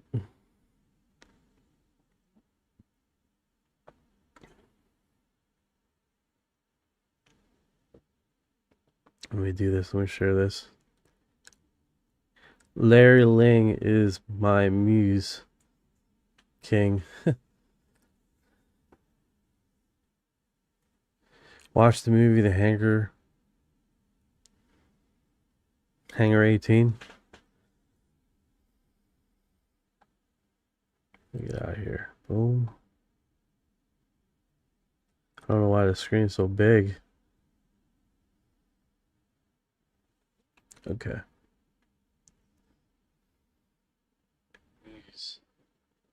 King. Jesus. Watch the movie The Hangar.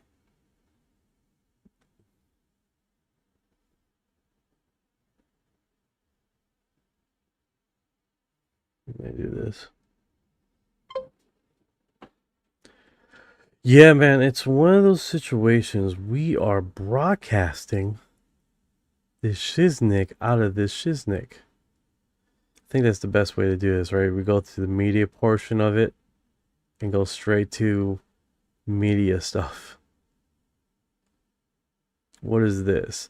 UAP UFO picture render from social media series 5 hours ago.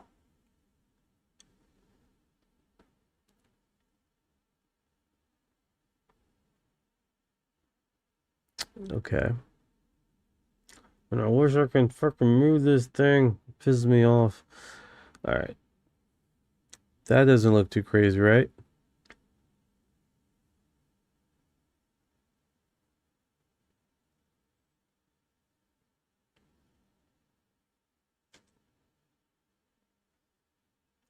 It's crazy detail. Crazy detail, man.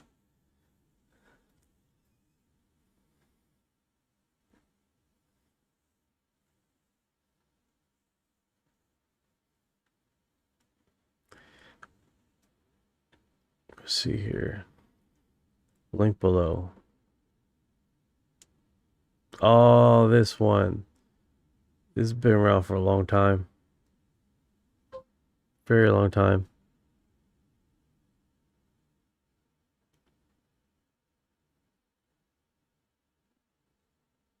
Yeah, it's definitely. I wonder if I got a new window open. Yeah, I do. Yeah, I do. Alright,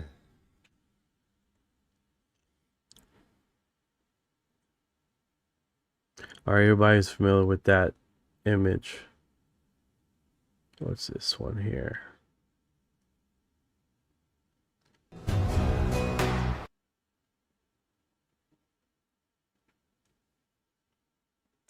I hate when they hide this stupid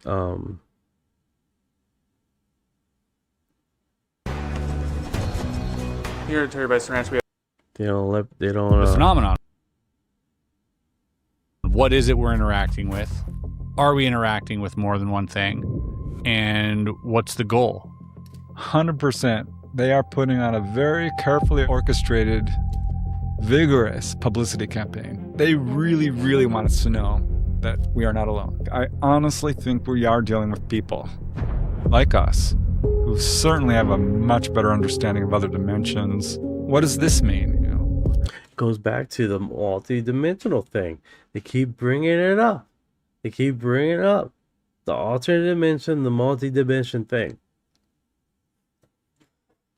I think it means our relationship to them is a lot closer than we realize, because contactees will get the message.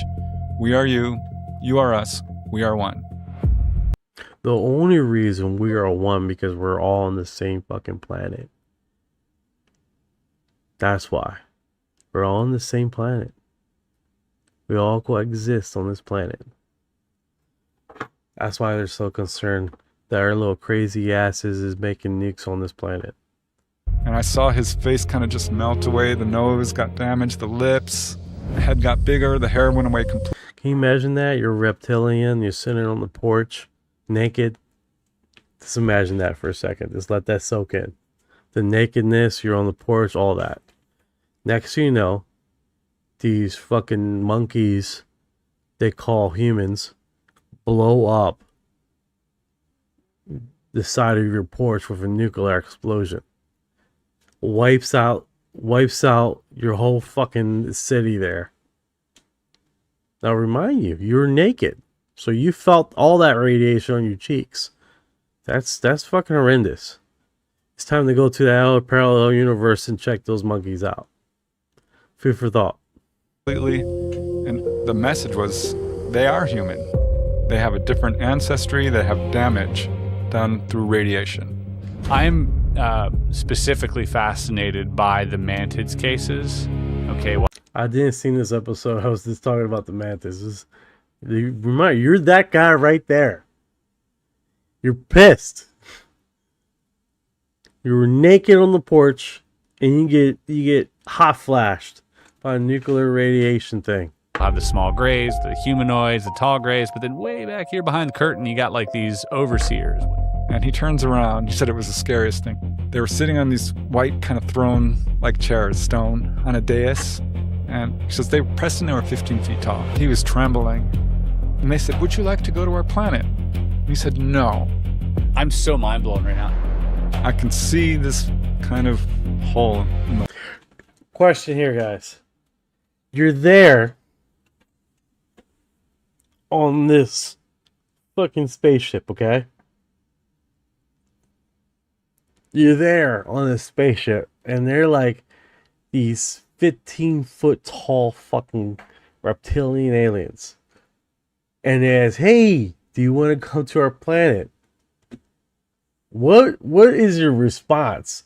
Because I know my response is, hell yes! If you could let me come back, I want you guys to let me come back. I want to come back on a timely manner. I want to take fucking video. I want to take video. All that. And when you give me, I want to be a tourist. I want to go there. I want some fucking sculptures. I don't want any technology. You can give me technology, but I want some roadmaps. I want you to give me something that is undeniable that I was there, right? A little plaque. Me smiling with you guys. You know what I'm saying? I want something where we say, hey, this dude was there on their planet. They have little reptilian babies or thing. My wife would be highly pissed off at me. Like, you know,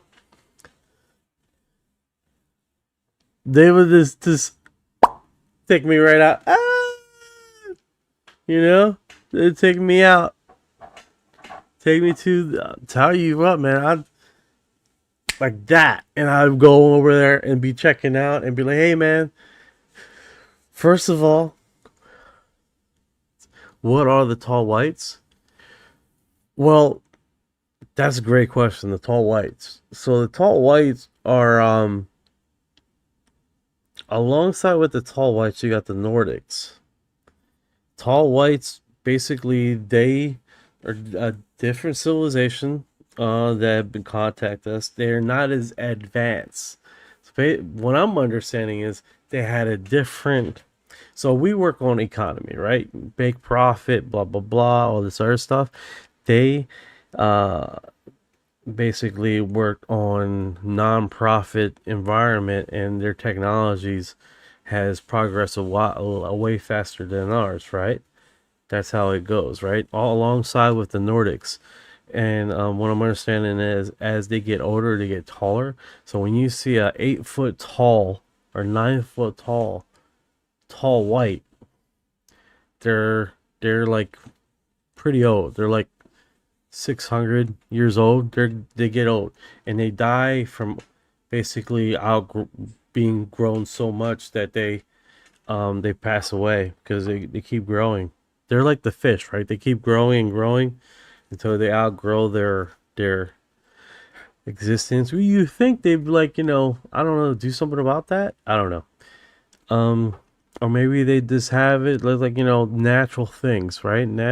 It's a natural progression that the older need to let go to the younger. I don't know. And then I'm being hurtling through space because I'm like, okay, I'm being taken. This is awesome. And it turns out this is a thing. If you start investigating this, they might start investigating you. Investigate me! Investigate me! Take my fat ass up there to the ship. I'm pretty sure they have a weight tolerance. That's probably why they haven't taken me. The fucking... Oh man, this is a fat dude. You can't lift him off of our fucking galactic ship.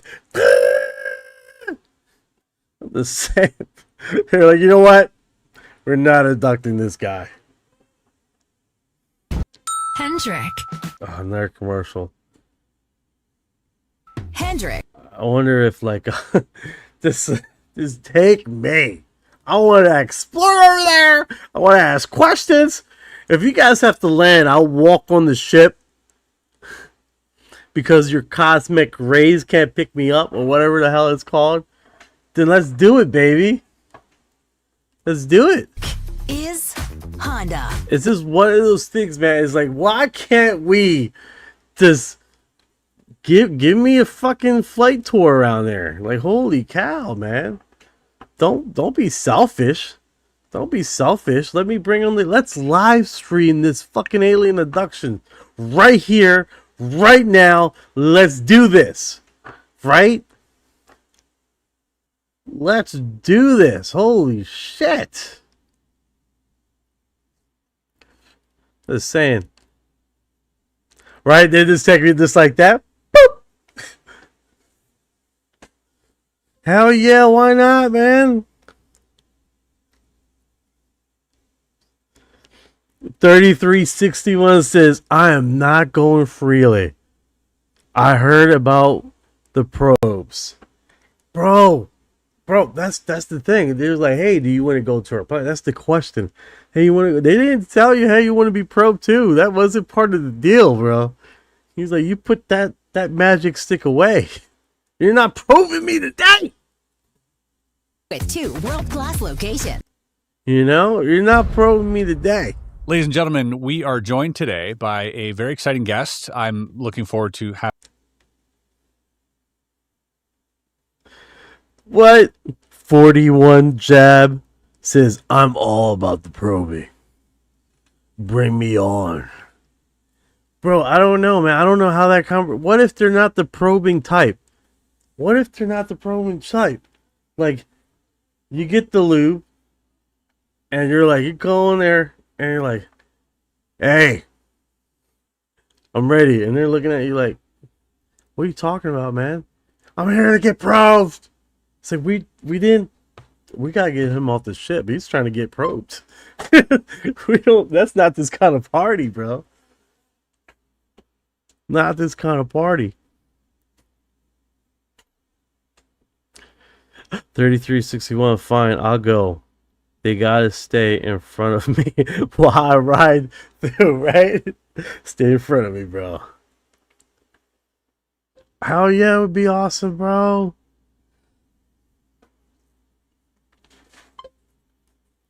Hell yeah, it'd definitely be exciting. You get probed, they get probed. Well, I don't know, man. I don't know. All the abductions I see, we're not probing anything. We're getting the probe situation efficiently. Then time! Yeah! You can't! Then time! Dr. Probe here. What is this? What is Dr. Probe here? They just can't cure, but they can. Right? Had a dream of tall whites, clothes, even white with military guarding. Yeah, I haven't heard about the tall whites probing anybody. To be honest with you.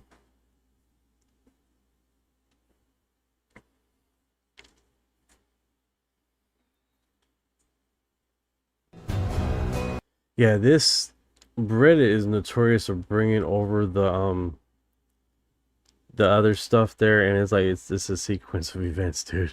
And they keep on bringing these like if we go to X, they don't have any commercials over there. Like that is like notorious over here. Like everything you come up with, it's like, let's see what's the feed. The feed is a lot cleaner as far as bringing stuff over that doesn't have any commercials because they upload it, and we're not doing the Reddit thing. Like example, here we go. So you're saying embrace the probe. I'm not saying anything about the probe. You want to bring it up the probe, bro. You want to bring it up the probe. All I'm saying is, if they invite me to their planet, I will go. No probe intentional. You know what I'm saying? No probe intentional. You know? And then that's another thing. I won't keep on bringing up the probe. Because wouldn't that weird them out if they weren't the probing type? Wouldn't that just weird them out? They'd be like, I don't know about this guy. I don't know about it. Like we're coming to the planet, we're just showing the planet, and all he's talking about probing for the last 3.5 hours. It's like, when you guys are gonna probe me, if I'm gonna get probed, why don't you guys like getting probed? Like, I don't think that's gonna fly over very well. No pressure.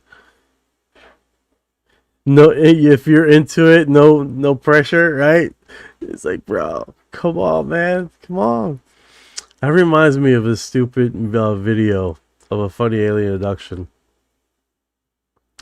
The dude's there and it's like, God, take it for the team.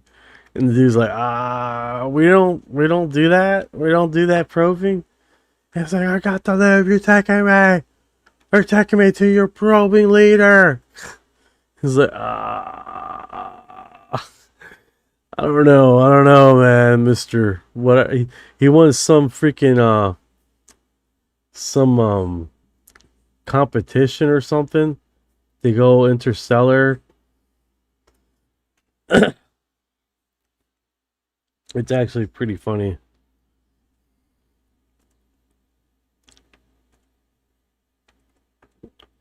Pretty hilarious.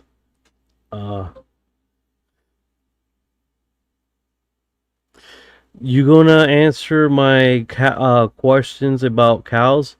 What was your questions about cows?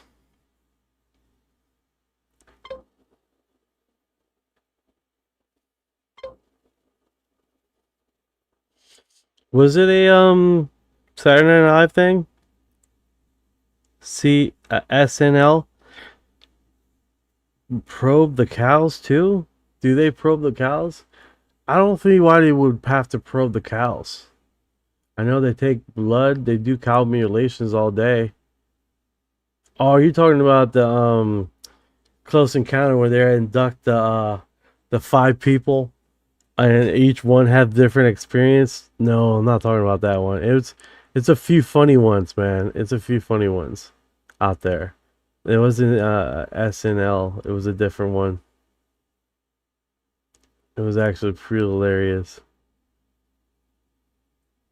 Like, man, the dude takes one for the team unnecessarily. He's like, "What are you doing? No, we don't do that."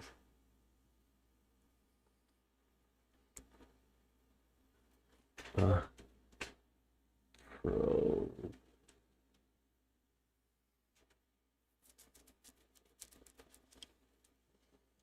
One, two, three, four.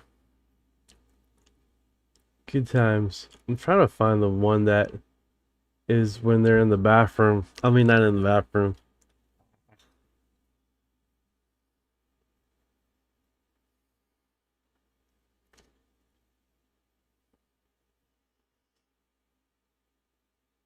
Who will the alien probe first? There's an argument here. They're gonna kill us. Stay calm.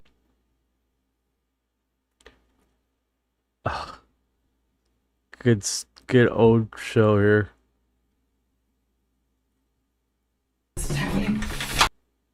God, I can't believe this is happening.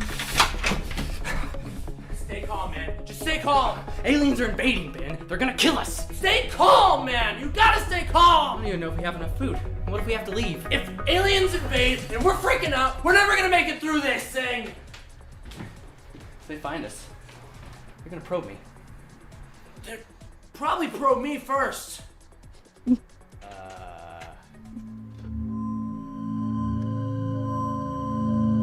That dude looks like the probing type. I'm just saying, it looks like the probing type. That dude looked like the probing type.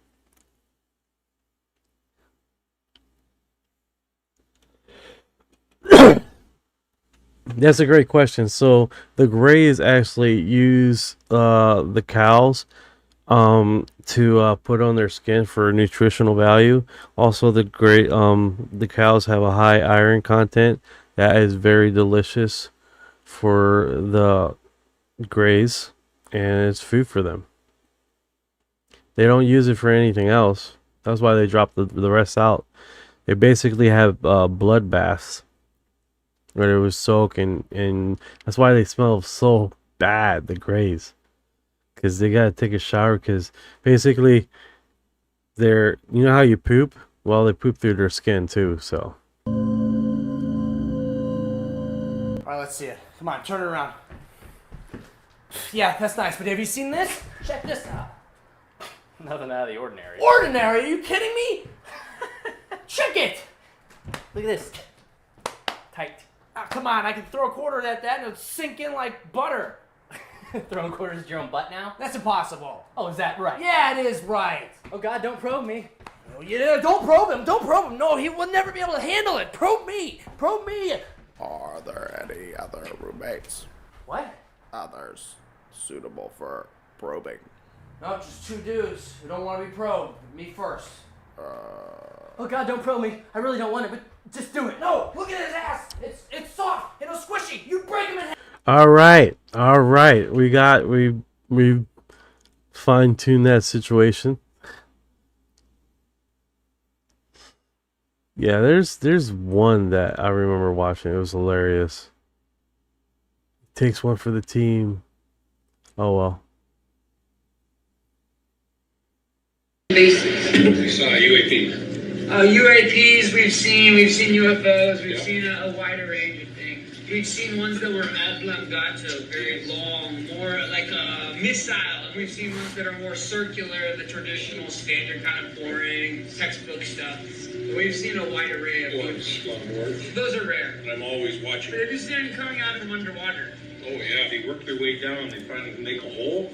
And the way they go, that water drains down, and sometimes you see them shooting out the sides of these big chunks. I've been keeping my eyes pretty wide open, and I've been looking. We saw it one time. It was absolutely stunning. I'm on a rifle team with the military. Me too. I'm pretty good at ranging. Just looking at things. And like I say, just look at the stuff you know, and the length of it, give you a good judgment. If I was to bet, that little one looks like an entry port right there. The one on the right, that small one, that's probably for a smaller ship.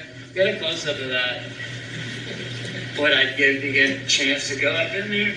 Are you fucking kidding? 1, 2, 3, 4, 5. I can count 5 different entry points to this alien base. This is the reason why I've stayed in Antarctica so long.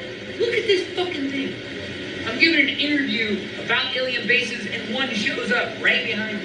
This is a daily thing here. This is something that has kept me in Antarctica because I want to know more.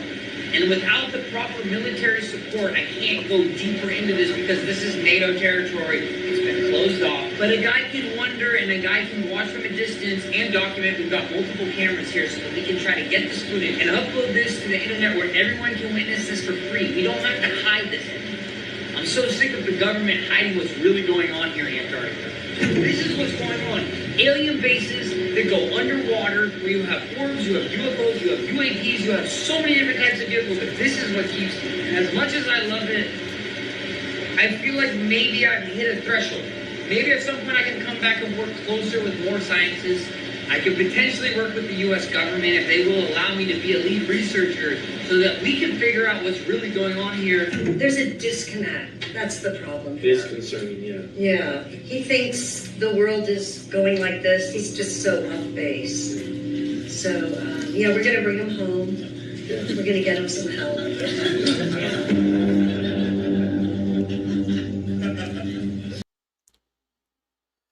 All of her parents have traveled over 7,000 miles to the Antarctic Peninsula in hopes of bringing him home, fearing for his well-being.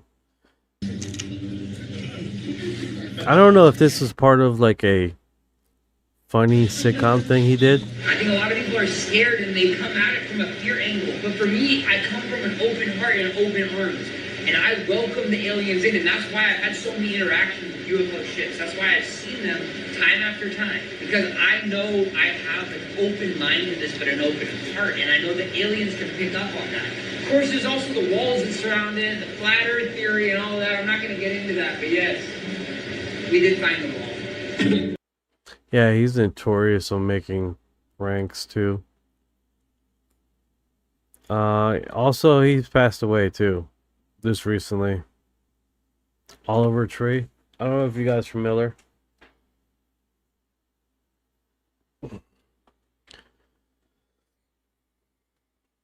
So I asked him about the Santilli autopsy footage. You remember that Santilli footage of the alien autopsy? That's right.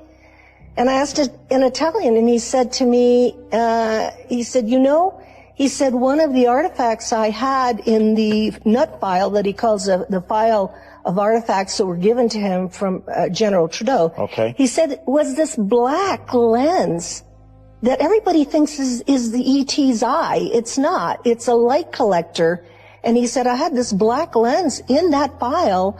And he said, and he's saying this on the stage, and he said, we used to put it up to our eyes and walk up and down the halls of the Pentagon and we could see the furniture in the dark. Amazing. And so I said, he not only answered a question about an artifact he had, and then later he told me that they developed night screening devices from that, but he answered a question that I've had about the Santilli footage, because they peel off this lens. They peeled it off. That's right. So, my whole life is trying to connect these dots. We thought it was the membrane of the eye. Yes, and everybody thinks that the little gray alien has these big, huge black eyes. And it's really a lens of light collector. So anyway, Colonel Corso later on explained to me about the extraterrestrial biological entity, but he said to me, I want to speak to you. But I didn't know when he said, I want to speak to you, that he'd be coming out of his room right next door to me. And that's when I was able to get an interview, and that's when I was able to invite him to Italy. And he came to Italy, and that's my relationship with him was in Italy, because, George, I don't know if he didn't speak in the United States very often. No, not a lot. Not a lot. And before he got a chance to do very much, a lot of our own colleagues went ahead and really went ahead and attacked him for what he said, and they didn't understand the importance. And in my book, I have all his records from his military records. Priceless. Yeah, actually, I have his military records. He was at Fort Riley, Kansas in 1947. He was at White Sands as a commander of a missile battalion. He was the head of intelligence room for the CIC in 1945. He was all the places he said he was. That's interesting.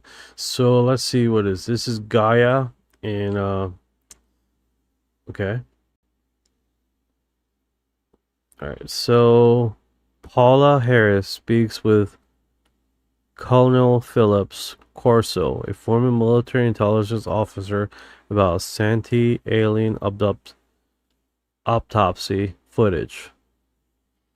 That's actually pretty cool.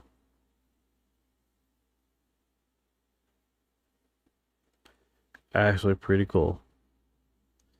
Photo of crash, non-human crash. And I think they will release that information in a further drop. This is David Grush. I did get access to crash retrieval photos and everything, so I've seen the recovered vehicles and everything. So I would say that's probably the most stupendous thing, earth-shattering thing that changed my worldview when I got access to some of that years ago. And I do hope the administration, and I think they will release that information in a further drop. I did get access to crash retrieval photos. Okay.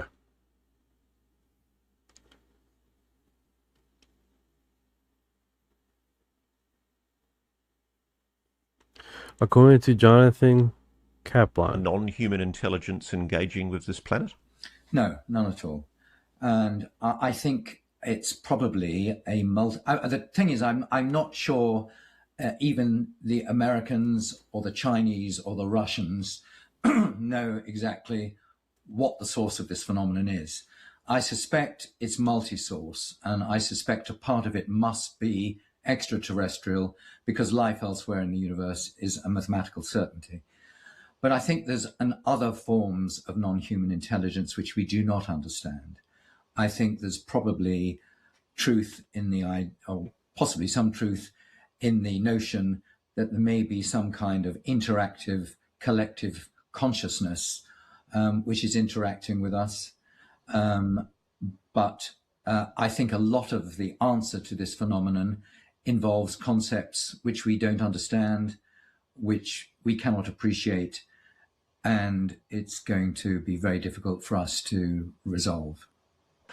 One of your forebears, British chap John Keel, had a theory that I've often liked, And it perhaps explains what people increasingly refer to as interdimensional or crypto-terrestrial. It's the idea that there's something that's always been here on this planet. It might explain the phenomena that we've called elves, goblins, and fairies, the kind of things that have been dismissed with a shrug and described as fantasy. But the idea that there is perhaps some kind of sentient life form that's sharing this planet with us.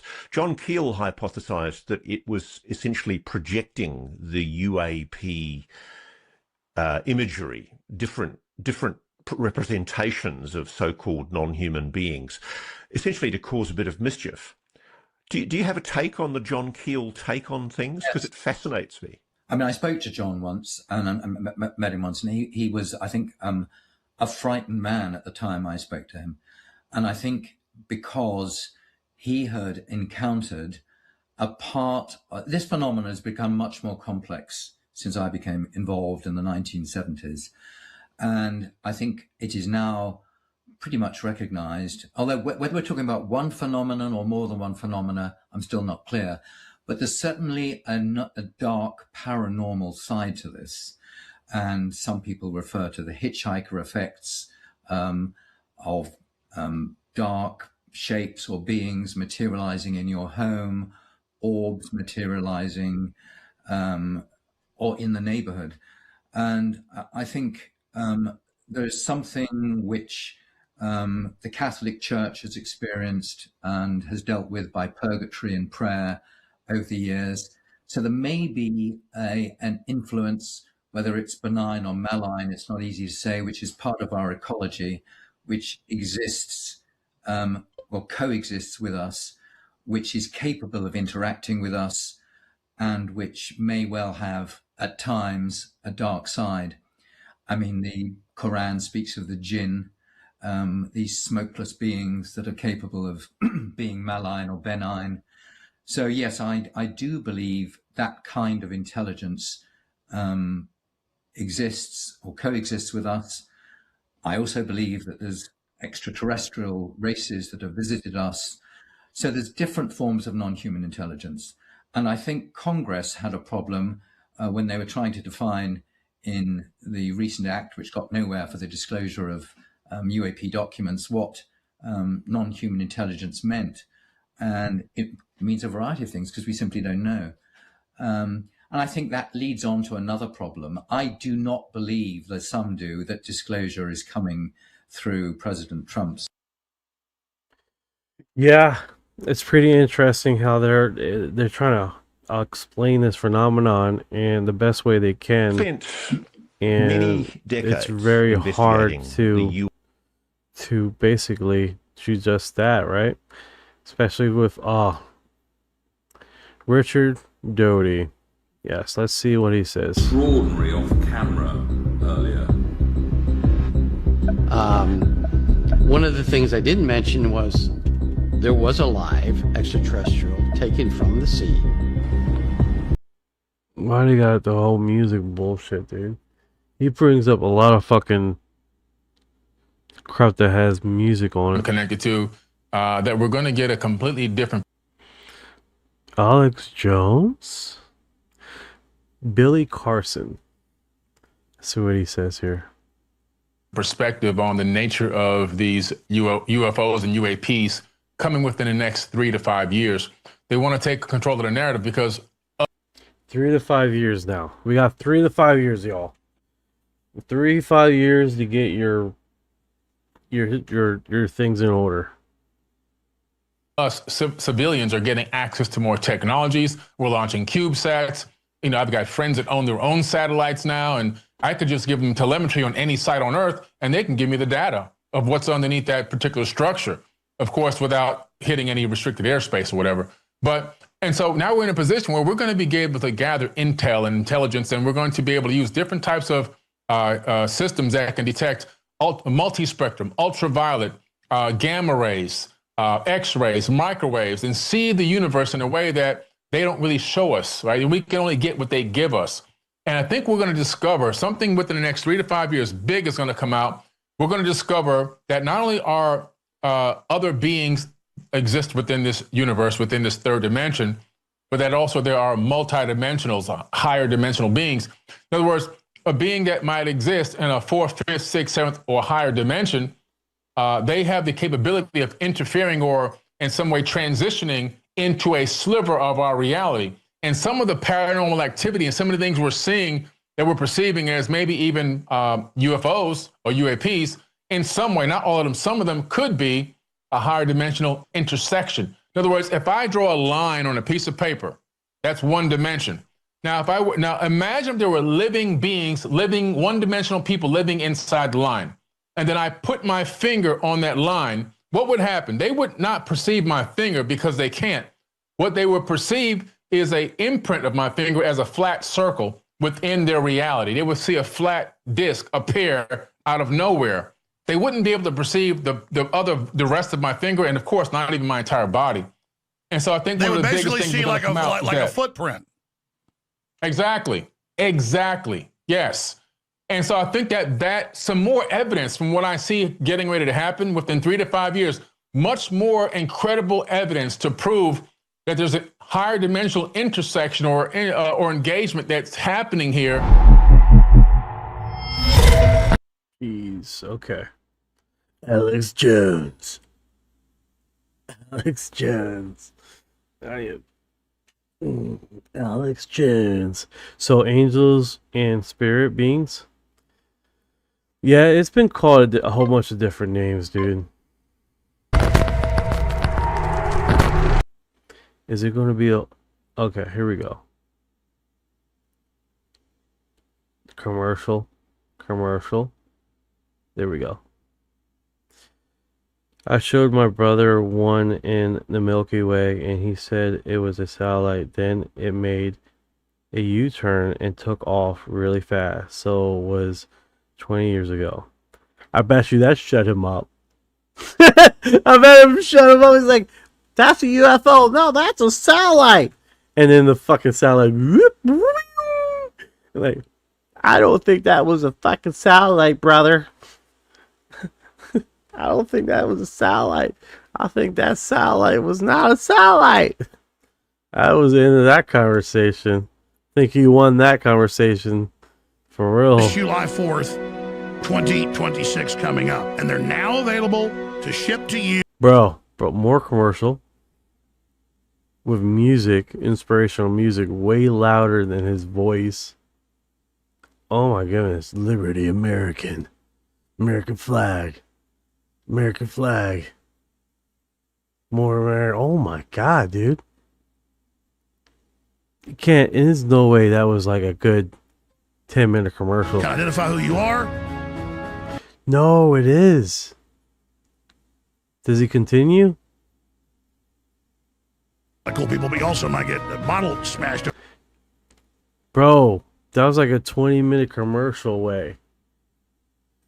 He's soaking that. He's soaking those merches in, man. Soaking it in. And the thing, I mean, I'm good for him. He's doing merch. He's doing the thing. He's making money, I guess. I would like it to go back to these whistleblowers. That'd be a cool thing to do. Like money, some of the money proceeds will go to these whistleblowers that are coming out with the truth. And it can be proven. And they work in these programs. That would definitely, because a lot of these people that go become whistleblowers, they lose a lot of income, you know? They're trying to find a job after that.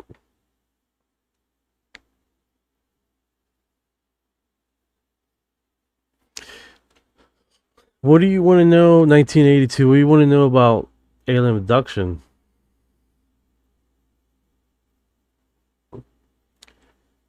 You know about them feeding bread to some of the alien abductees?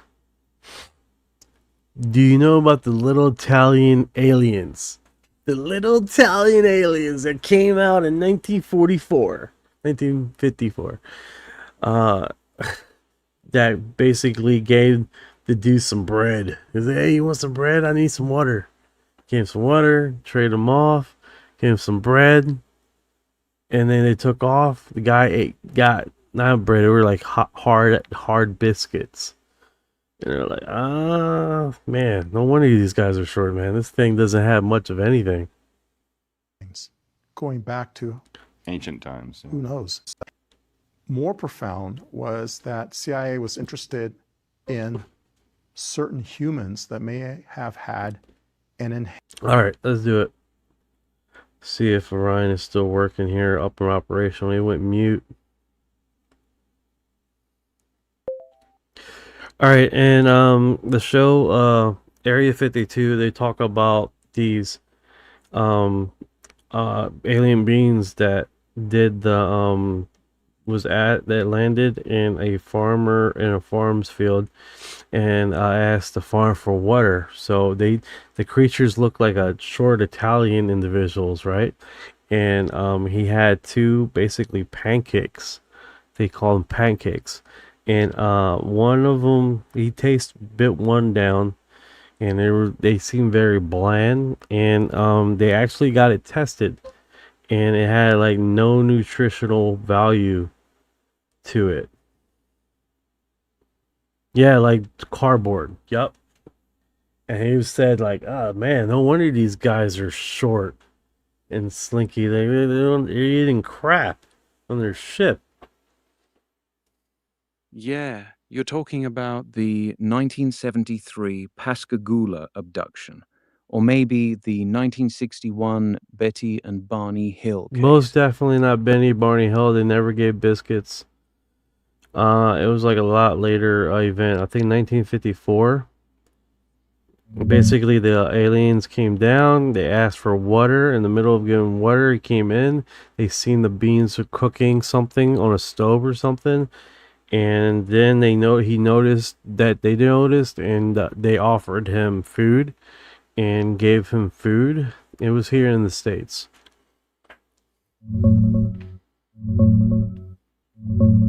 That's exactly Joe Simonton's story from Eagle River, Wisconsin in 1961. He sees a saucer land 3 short guys who look Italian, dark, swarthy skin, no hair on their faces, signal they want water. He brings it, sees one cooking on a little grill. They notice him staring and hand him 4 hot, greasy pancakes. He bites one, says it tastes like cardboard. No salt, no flavor, basically worthless for nutrition. He even joked that's why they're all short and skinny. Also, and I believe in the UK, same kind of scenario, but he didn't describe the alien beings as shorty little Italian dudes, but they also offered that dude food also while they were on the ship.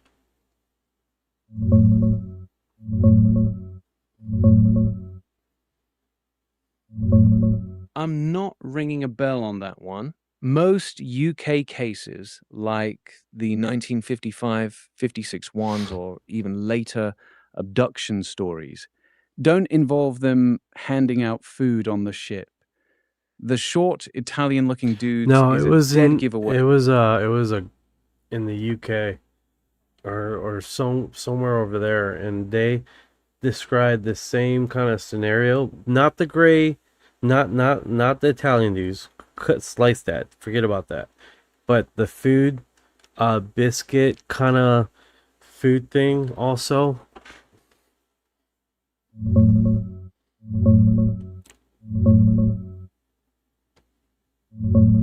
I can't place that UK story. Maybe it was in the UK.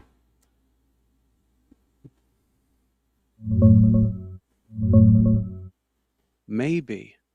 I've dug around and can't find any UK case where aliens offered the witness food or biscuits on their ship. The pancake story is pretty much unique to Joe Simonton's 1961 Wisconsin No, there was encounter. there's another case. There's another case also, the same thing. I believe it's older than the Joe case.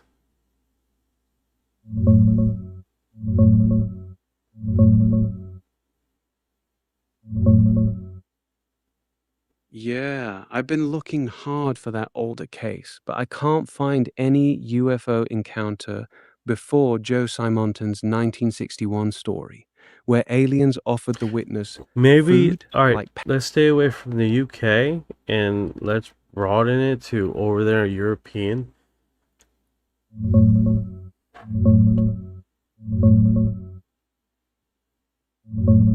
I think I found the one you're thinking of. It's the Emilsin abduction in Poland, 1978. Jan Wolski. Two small beings with green faces took him aboard their craft.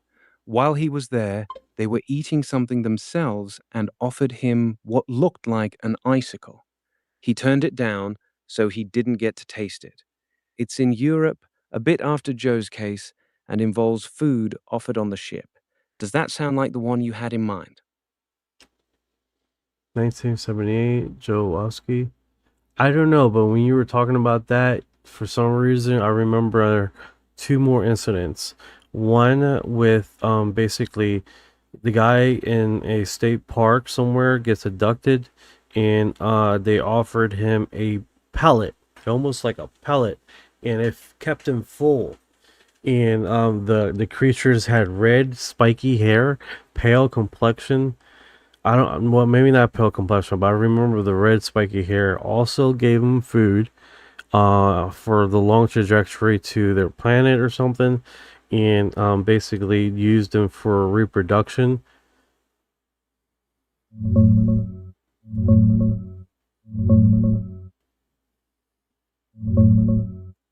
That one doesn't match anything I've come across.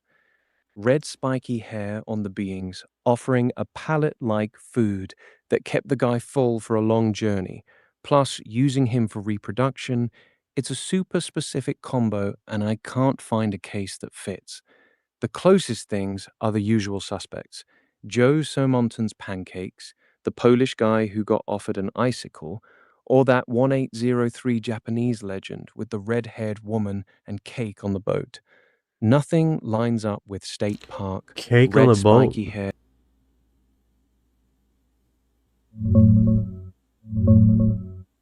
Yeah, that's the Utsurobune legend from Japan. I know that one. I don't 1803. recall the cake on the boat, though. Same story, different details. In the original Japanese accounts from 1803, they do mention she had food with her in the boat, including something like a cake or sweet rice paste. The red hair and pale skin part is definitely her. You probably heard a version that skipped the food details and just focused on the strange woman and the hollow boat. It's a wild old legend, though, isn't it?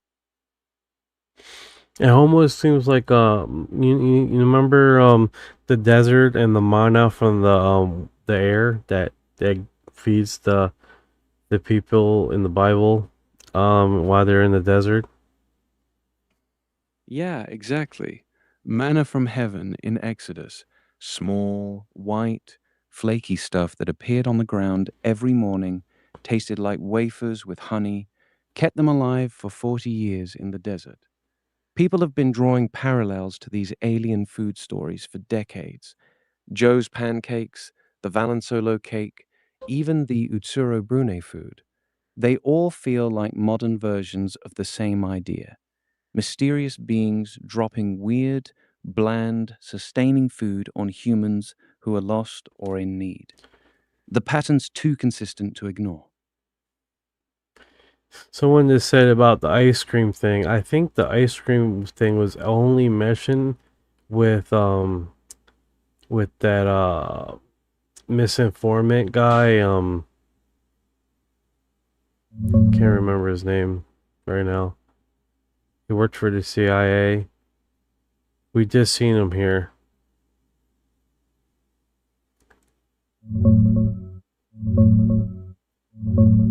Yeah, that's Richard Doty. Yeah, Richard Doty's the former- only one that mentioned that stupid ice cream crap. Yeah, exactly. That strawberry ice cream line was pure Doty bullshit from that 1988 show. Nobody else has ever mentioned it. He was literally paid to spread nonsense like that. Yeah. That motherfucker. Yeah, exactly. Dude was a straight up disinformation agent. He's probably still doing it. Wouldn't surprise me. He's still active, still giving interviews, still telling stories. Some guys just never quit. Oh, yeah. Oh, yeah, he's still at it. He's been on podcasts, documentaries, the whole circuit. Never misses a chance to drop another wild story. The truth. Did you know that in the first trailer that came out, the line in the trailer was 7 billion people have the right to know the truth? Which set everybody off because people were saying either they don't know how many people are on the planet, which seems unlikely, or maybe it doesn't take place in the present, or maybe 1 billion people are alien hybrids or whatever. But isn't it interesting? It's in the trailer and then it's not in the movie. Whoa. It's been updated for the movie. Weird. So when I saw the movie the first time, because what happened was Bryce and I did a need to know. Wait a second here. Something else you said, just to touch on, I don't know if you're aware of this, but as you said, Josh O'Connor at one point says 8 billion people have the right to know the truth. Did you know that in the first trailer that came out, the line in the trailer was 7 billion people have the right to know the truth? Which set everybody off because people were saying either they don't know how many people are on the planet, which seems unlikely, or maybe it doesn't take place in the present, or maybe 1 billion people are alien hybrids or whatever. But isn't it interesting? It's in the trailer and then it's not in the movie. Whoa. It's been updated for the movie. Weird. So when I saw the movie the first time, because what happened was Bryce and I did a need to know episode where we talked about that, and we went down that rabbit hole. We were like, why would they say 7 billion? Like, there's only a couple ways to interpret that. And then when I'm sitting and watching the movie and they says 8 billion, and I'm like, is this the Mandela effect? Like, what is going on? And I'm thinking, am I losing my mind? Like, we had a whole conversation about this in an episode. So after the movie, I had to go back and watch our episode. I'm like, no, that happened. That happened. But why would you change that? I don't know. Seems possibly deliberate, or maybe they got shit for the 7 and that. But that that's not an oversight that you make on a movie of that level. Think of how many people had to see it in order to actually become a trailer on the before that Super trailer Bowl. got out. Hundreds of people saw that, including Spielberg and Cap and all the gang. Yeah, it could have just been an oversight. Yeah, Dodie, you know that guy in Miami that women face as he was going crazy, that was a test for graphene they used to turn them into zombies this year via graphene, almost everything. Don't know. I heard about the graphene in the vac. I heard about that. Oh yeah, analyze disclosure. All right, so there's going to be some whistleblowers on disclosure. Okay, so we have 2 alien abductees that run. This will be whistleblowing. So you have 2 characters, right? You have the female and then you have the male, right? Now, a lot of people put in parallels that this is the right and the left hemisphere dealing with this alien abduction and awakening scenario. One's analytical calculations and stuff like that. So when he had his awakening, he his math, because he at the time he was failing college. So when he had his moment of awakening, like, he was able to not only see the numbers but inherently just know the answer. So that actually helped him in college when he was going through there. Her awakening, she simultaneously started talking in multiple tongues and things like that, the very more spiritual part of the hemisphere, right? Also, you have basically the reaction, like her boyfriend at the time, or husband, or whatever may be the case, his reaction of in belief or unbelief of the segment of basically that's the public, right? Inherently seeing this firsthand and still not grasping what is happening right before his eyes, right? So you have that pragmatic characteristic of it. Now at one point she gives up explaining stuff to him, where she basically takes over the car and leaves, right? So you have that going on in that is just the development of the reality of what's going on, right? And then you have also the left hemisphere with the science and stuff like that, him not knowing, because we're talking about two alien abductees, right? People that have been abducted inherently do not realize that they have abducted. One has no memory. The other one have experienced this alien abduction scenario and have filtered it through animals or animal characteristic. This, so you don't have the fear factor, right? And then we have the house, the Sleepy Hollow house, the house of knowledge, the house of enlightening, right? Where all the information is encapsulated of basically both of these kids you seemingly see basically them at one point being there together at the house, right? That's the craft. That's where the knowledge of basically being injected with all this information, right? So there's a lot of parallels on the alien abduction without showing the alien abduction scenario, right? And then we have the lights coming down that looks like probes, right? And a lot of alien abductions and current alien abductees, lifers, they talk about basically these probes going around the brain and then manipulating and doing updates, right? Same scenario, very strikingly to people talking about their event, right? Almost identical. It's weird. Then they throughout the whole thing, you see the rod, right? The rod of that they describe, right? And in a lot of alien abduction scenarios, they do talk about using a form of rod or a form of object to hone in their abilities. So that is very surprisingly in the trailer, in the movie. I wasn't expecting to see really none of that.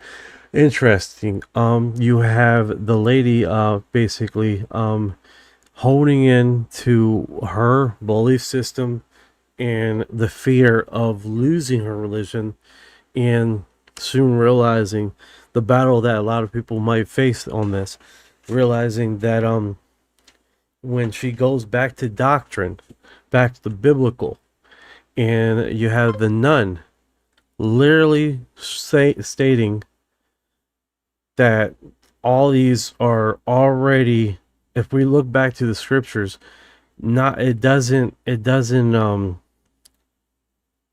hinder the Bible. What it does is put a new light or new lens on the Bible and the understanding of the Bible. So it doesn't eliminate God creation, right? And what it does do is make the God what we know into a bigger manifestation of not just to this planet, but a much bigger creator, right? And it leaves it like that. It doesn't kill it. It doesn't subject it to expiration to open it up. But it leaves you where you can keep it. It doesn't exclude you from losing your religion, right? This is just a bigger story of humankind's history of religion and stuff like that, right? In the battle in which she's being taken over by the investigator to grab the cross, right? and she let go, but she had the scar in her hand, right? And then when she stabs herself to awaken herself from the from that manipulation ability, right, of the bad guy trying to control her body to stab the other dude, it's basically accepting the reality of what is going on, the shock value, right? It's like, I'm not subjected to this phenomenon because I am my own person, right? And you can basically, in essence, finding yourself with this new reality and realizing that you and yourself can be your own person with your own belief system and still have this working alongside, right? Minus the fact that she was being manipulated and she didn't want to kill her boyfriend, right? So we have those two parallels, right? And she continues to show over and over again, the one that can talk in tongues in different languages, not only she can do that, but was very insightful on people's life and intersection of their lives and their loved ones. And she keeps on bringing that up. If you guys notice throughout the whole trailer, she kept bringing up loved ones and the association and trouble and tribulations with loved ones. Like, whatever you're dealing with, whatever you're dealing with, you need to resolve that. If you notice, when she came into the trailer, coming out of the trailer, it was basically each person that she encountered leaving the trailer, getting off the base, it was a problem that they had that they needed to resolve with the person they were having problems with. One after the next, one after the next, one after the next. It was a continuous, like, you need to resolve and let go. Resolve and let go. Because the heart, like, it almost stating, like, you can't, this is what's hindering you. This turmoil, this situation, like, you can see it over and over and over and over in this trailer multiple times. Every time she stopped and tried to get someone to waken up, when she got stopped by the police officer, same scenario. A problem, resolve that problem. Like, if you notice that every time she came into reading these individuals, she located a problem and tried to resolve that problem. And that, like, the police officer was pissed, so she didn't mean that. And it was like, you need to, empathy. You need to resolve, because you guys carry that along with you guys all the time, continuous, you know. And the fear, and then the biggest part of the whole thing, right? I'll probably get that to the end.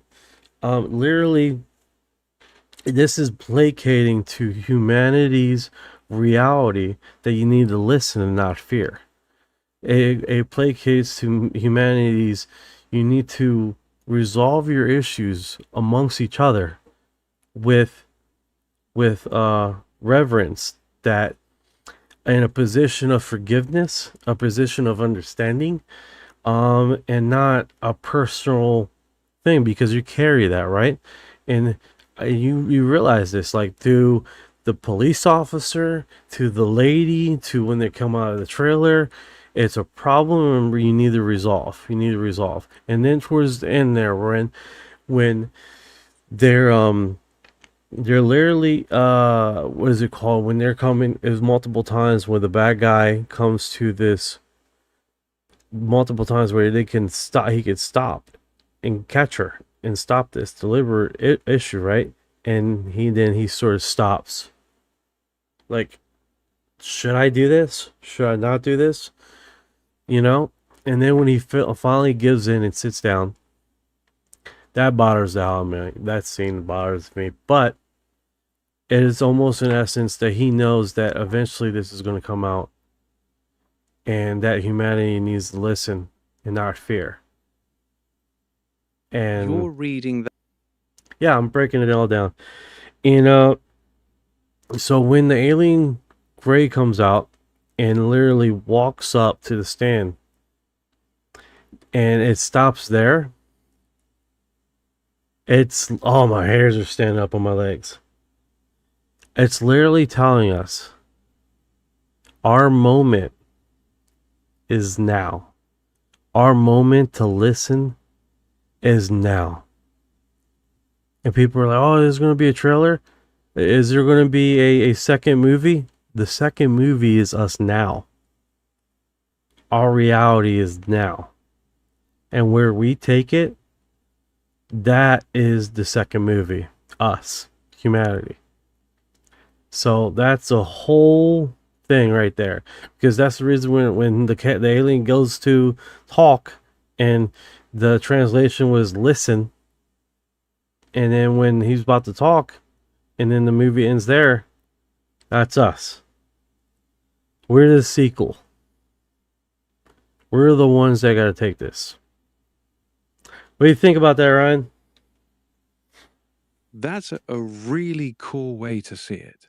The whole movie's basically prepping humanity for that exact moment, when the being shows up and the only message is listen. You're right. The sequel isn't a movie. It's us figuring out what to do with that moment.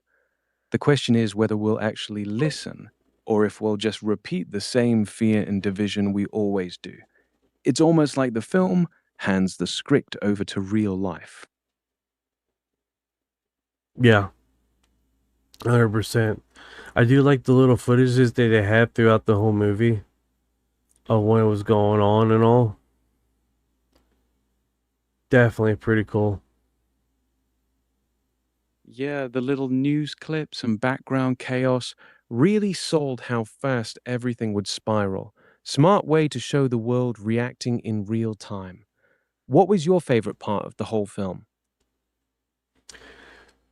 How life in essence stopped and everybody was looking at their cell phones. People weren't getting on the buses because they were capsulated on what was happening. Exactly. That was the most realistic part of the movie. The second something huge happens, everyone just freezes and stares at their phones. Life literally stops.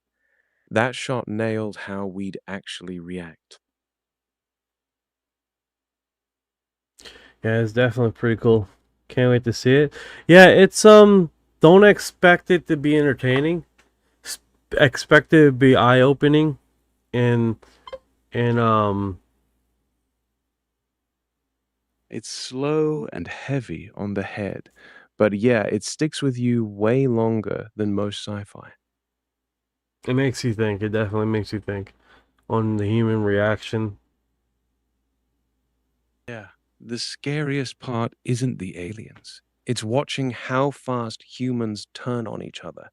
That's what actually keeps you thinking after the credits roll. Yeah, it's like, and it literally puts us like the whole issue has been us all along, not the aliens. The whole issue's been us all along. That's how they put it across. But yeah, didn't know that about the dumps. What about it? No, it was no comment there. I give it a 5.5. It was some portions that I liked, and it was some portions I didn't like. Some portions couldn't let me soak myself into the movie, and it was the events in which this didn't make sense to me. It just took me out of the movie. This chasing scene, there was portions in the chasing scene that I just couldn't see being realistic, so it took me out of the movie, and it was hard for me to get back into the movie, to be honest with you. And that was very hard for me to let me just be taken into the movie. That would bother me, you know, because I was expecting more Steven Spielberg with unexpected turns and twists and plot turns and twists and all, and subjected, that it would have been a fucking, like, example, like the part where the guards are coming up to the house, right? And they're getting their stuff together, or they're getting their stuff that he's, trying to get, like, it would have been cool if, like, he came to the trailer, he came back, and they're desperately trying to get this stuff together before the agents come from the front door. That would have been awesome, right? That they're desperately trying to get their stuff together and get everything together and leave, and then they come in through the front door, like, at the same time, right? If they changed it like that, and then they're running through their woods while they're looking through the house, but all along, that happened hours before the agent got there, and they're already in the field when the agents get there and steal one of the cars. That would have been a good twist of the mind, because you think the agent coming to the front door and them leaving through the back happened at the same time. But in essence, that would have been a cool fucking little plot. That would have kept my mind in there. But how the movie played out, it wasn't like that. It a lot of the chase scenes would took me out of the movie, man, because it didn't make sense to me. It didn't let me soak into the movie. Yeah, that chase scene was.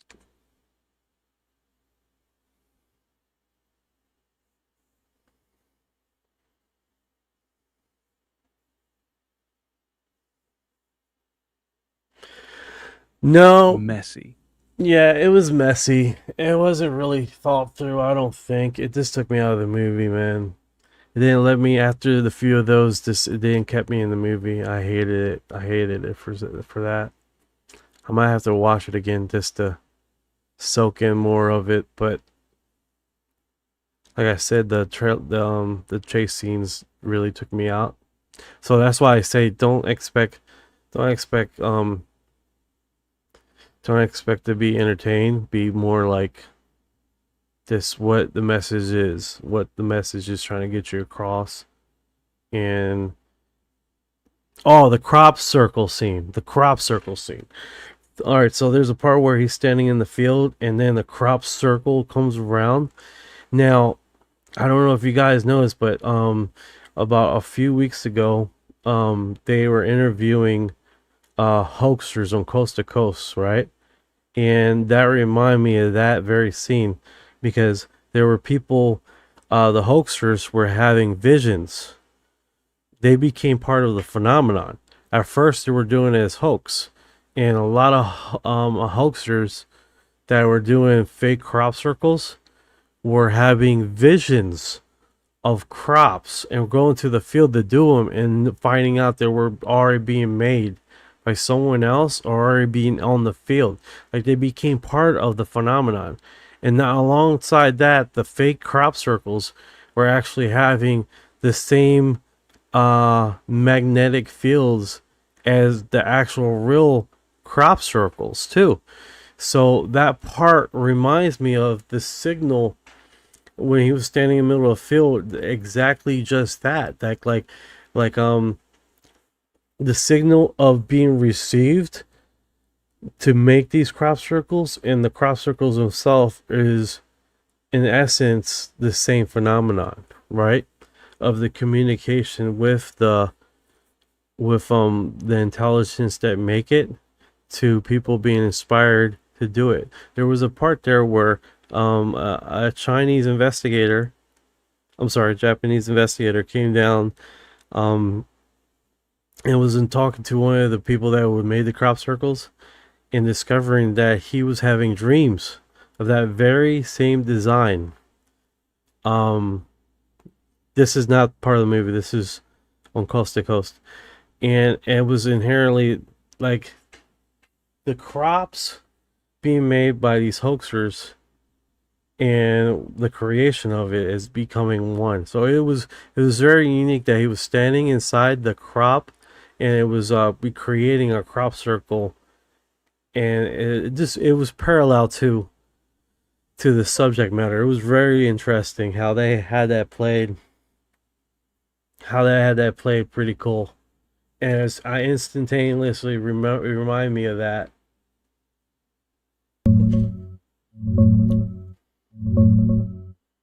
Yeah, that crop circle scene hits different once you know those coast-to-coast stories. The idea that hoaxers started getting visions, dreams of the exact designs, and even their fake ones showed the same magnetic anomalies as the real ones. It's wild. Blurs the line between maker and made. That scene where he's standing there and the circle forms around him feels like it's saying the same thing. The phenomenon pulls people in, whether they meant to be part of it or not. Pretty on the nose. Yeah, I don't think no one I have seen mention it, and it's because no one. It's you just have to. It literally you have to be tracking these coast to coast thing. And I think Steven Spielberg is a big coast to coast fan. I'm pretty sure, dude.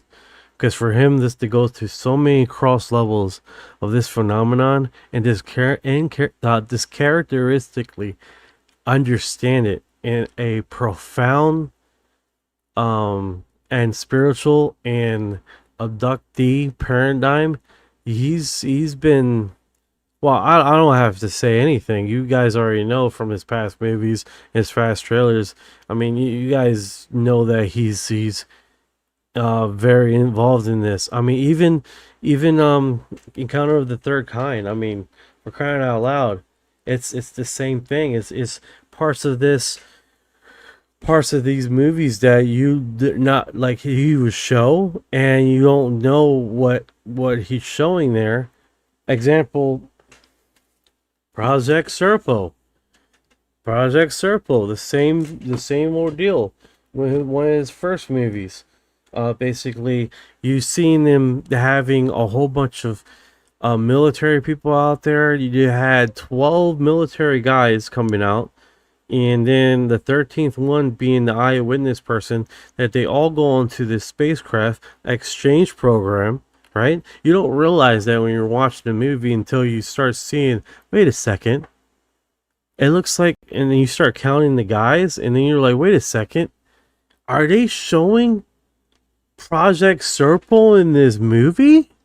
Like, that's crazy.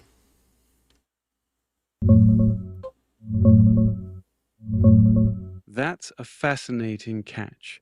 A lot of people have pointed out that Close Encounters of the Third Kind seems to sneak in Project Serpo vibes, with the government sending people off with the aliens at the end.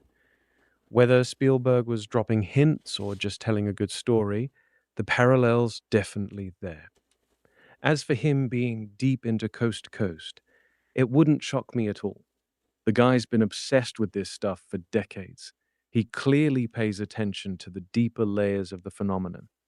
What other Easter eggs did you catch in his movies?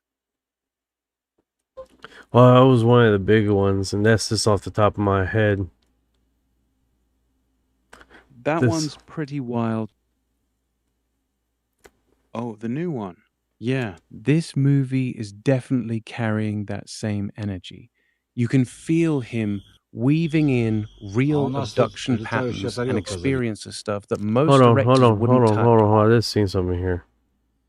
What is going on with this thing here? A man claims to be filmed a landing UFO in Russia.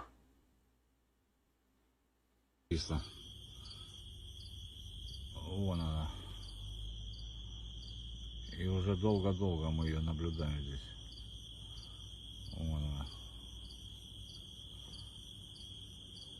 Жуткая, конечно, капец.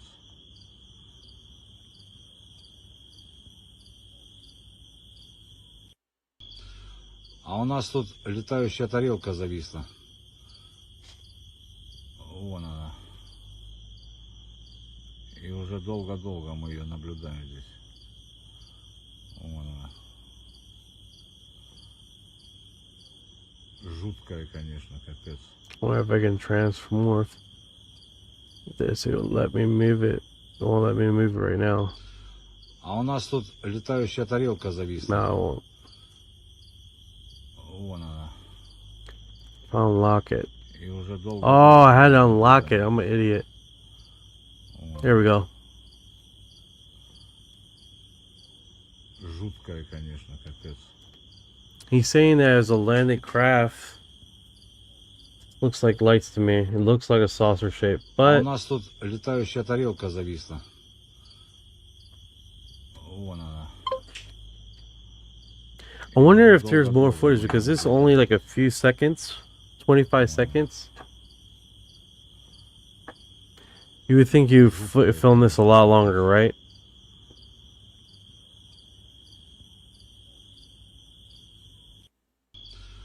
А у нас тут летающая тарелка зависла. Вон она. И уже долго-долго мы ее наблюдаем здесь. Вон она. Maybe it is some unwritten law on why they have to tell us before they do it. I don't know. I know there's a lot of cult things that they mentioned that too. That there's literally what the cultish scenario, what they have talked about, how they cleanse themselves from any bad doing. I heard a lot of that. I heard a lot of that throughout the years, right?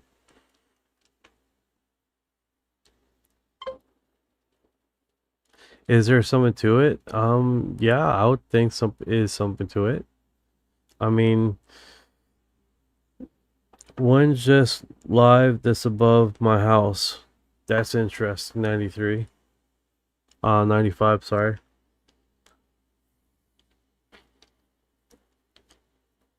Now, what is going on? And there's so much fake stuff going on. 1984, footage of aliens from secret Soviet facility and was recently released. Scientists, staff are investigating UFO crash in Soviet Union surviving. It's like, dude, what the hell, dude? Some of this stuff, dude, you gotta be like, okay, it's moving on. One just live that was above my house. Like it, sorry. Oh, okay. Like that. Like that. That's what he meant. Like that. Terrifying phenomenon, U.S. sky and true finally out. Oh man, you got the clowns out today, man. With the fake footage crap.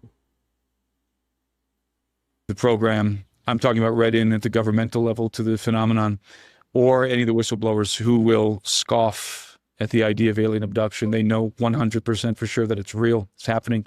Matt Gaetz is out there talking about the hybrid program. Yeah, we're beyond, at this point, we're so far down the road. These things are becoming so, the abduction stuff has not hit the mainstream yet. It's coming, believe me, but it's not hit the mainstream yet. This is one of the things that the secrecy group is most intensely interested in keeping quiet. But yeah, so based on the abduction phenomenon, I think it's reasonable to deduce that this faction is up to no good. I mean, and again, I would use the term demonic as it pertains to gray aliens. So when I approach this topic, I think you have to have the correct framework right out of the gates, which we defined previously, but also we've been hamstrung in the West. Christians in the West have been hamstrung with this, you said it earlier, and you're exactly right, with this medieval theology. And the medieval theology has injected into it some philosophical ideas that are not derived from the scriptures. They're derived from different philosophies, Neoplatism and so forth, that even by the way, Gnosticism, which separate the physical world from the spiritual world. The physical world is inferior, in some ways bad. The spiritual world is superior, so forth. That's not a biblical concept. God created the earth and he saw that it was good. So there's plenty of, we don't have to go down that path, but we're hamstrung with some of this baggage, and so we can't accommodate the realities. And what I'm trying to help people do is expand their paradigm, rearrange the theological furniture in their mind, so to speak. And the primary way to do this, the best starting point, and I had to go through all of this myself. I mean, I had to go through this deconstruction.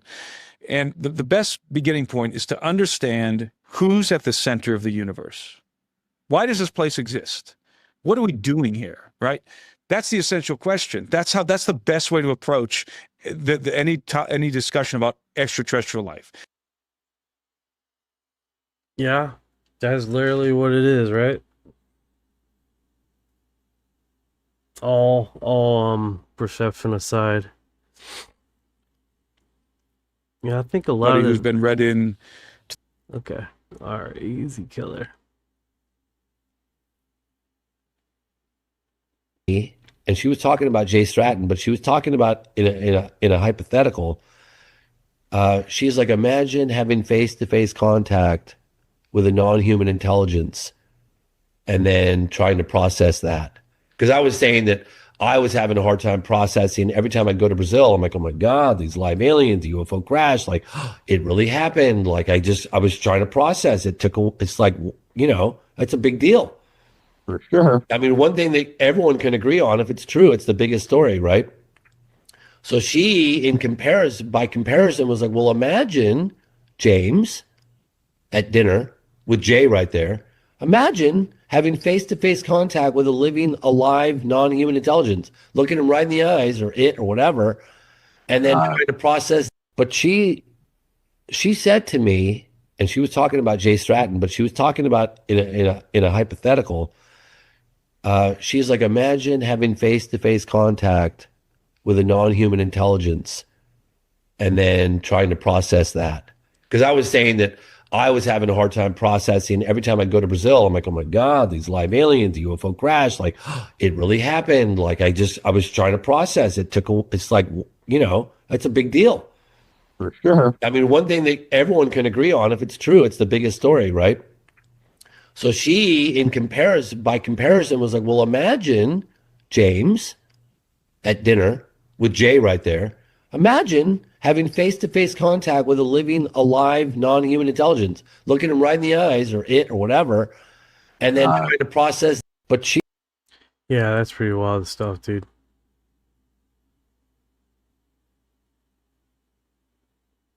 Old viral video of a security camera from a metro station captured open.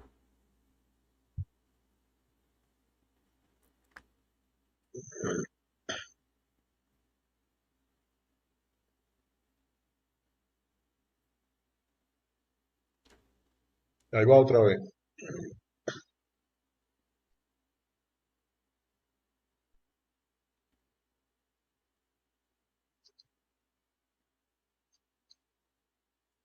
Bro, if I see something like that, I'm not staying close. Métete. O sea, que no te metes.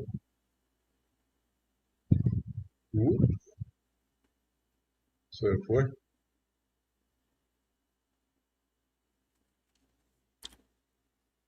Se abrió un portal. Vamos a ver qué sale. No.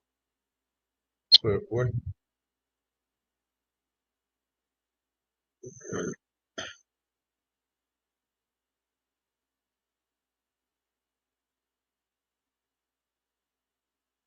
Ahí va otra vez.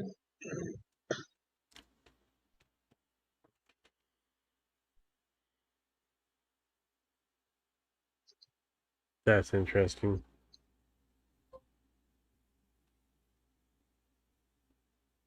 I know, right? Métete. His right shows up. O sea, que no te metes. He's bringing. No, fuck that. I'm not going in there. You see how fast that thing closed as soon as somebody went in there? Like, we got somebody. Se abrió un portal. Throughout history, how many people have done that?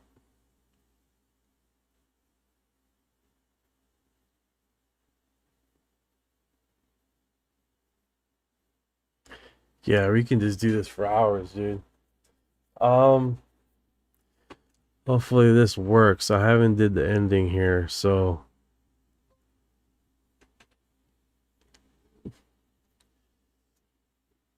thank you guys for showing up, man. If you guys have been here this far, you are disclosure.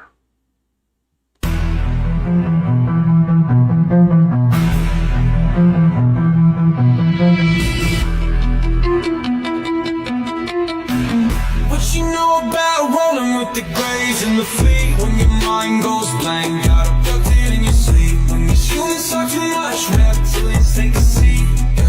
Yeah, I feel like a hybrid in the deep end. What you know about flying in a plasma stream? When your brain gets zapped, just a cosmic beam. When the humanoids show up, everything gets serene. I feel like an envoy in a starship dream. She say that I'm weird, straight. I'm like, you ain't seen the sphere. I believe in UAPs, don't believe your Earth TV. She keep playing me close, but I'm watching from close. Y'all don't really know my intel. Let me beam you the truth like Roswell. Floating out in the craft, no fuel, we just bending math. See that light, it moves so fast. See my soul ain't stuck in past. Didn't know which form I'd wear, gray or blue with a reptile stare. Frequency up, feel that surge. I'll ascend this realm full purge. Let's decode this line for a second.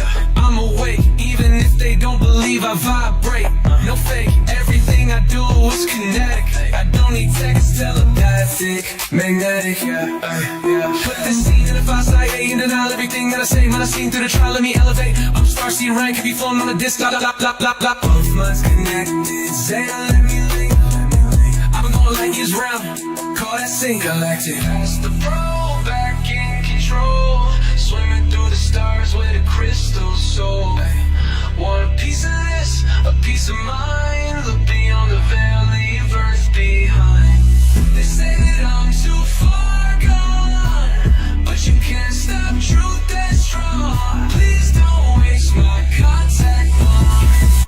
What you know about rolling with the grays and the fleet? When your mind goes blank, got it tucked in your sleep. When these humans talk too much, reptilians take a seat. Yeah, I feel like a hybrid in the deep blue. What you know about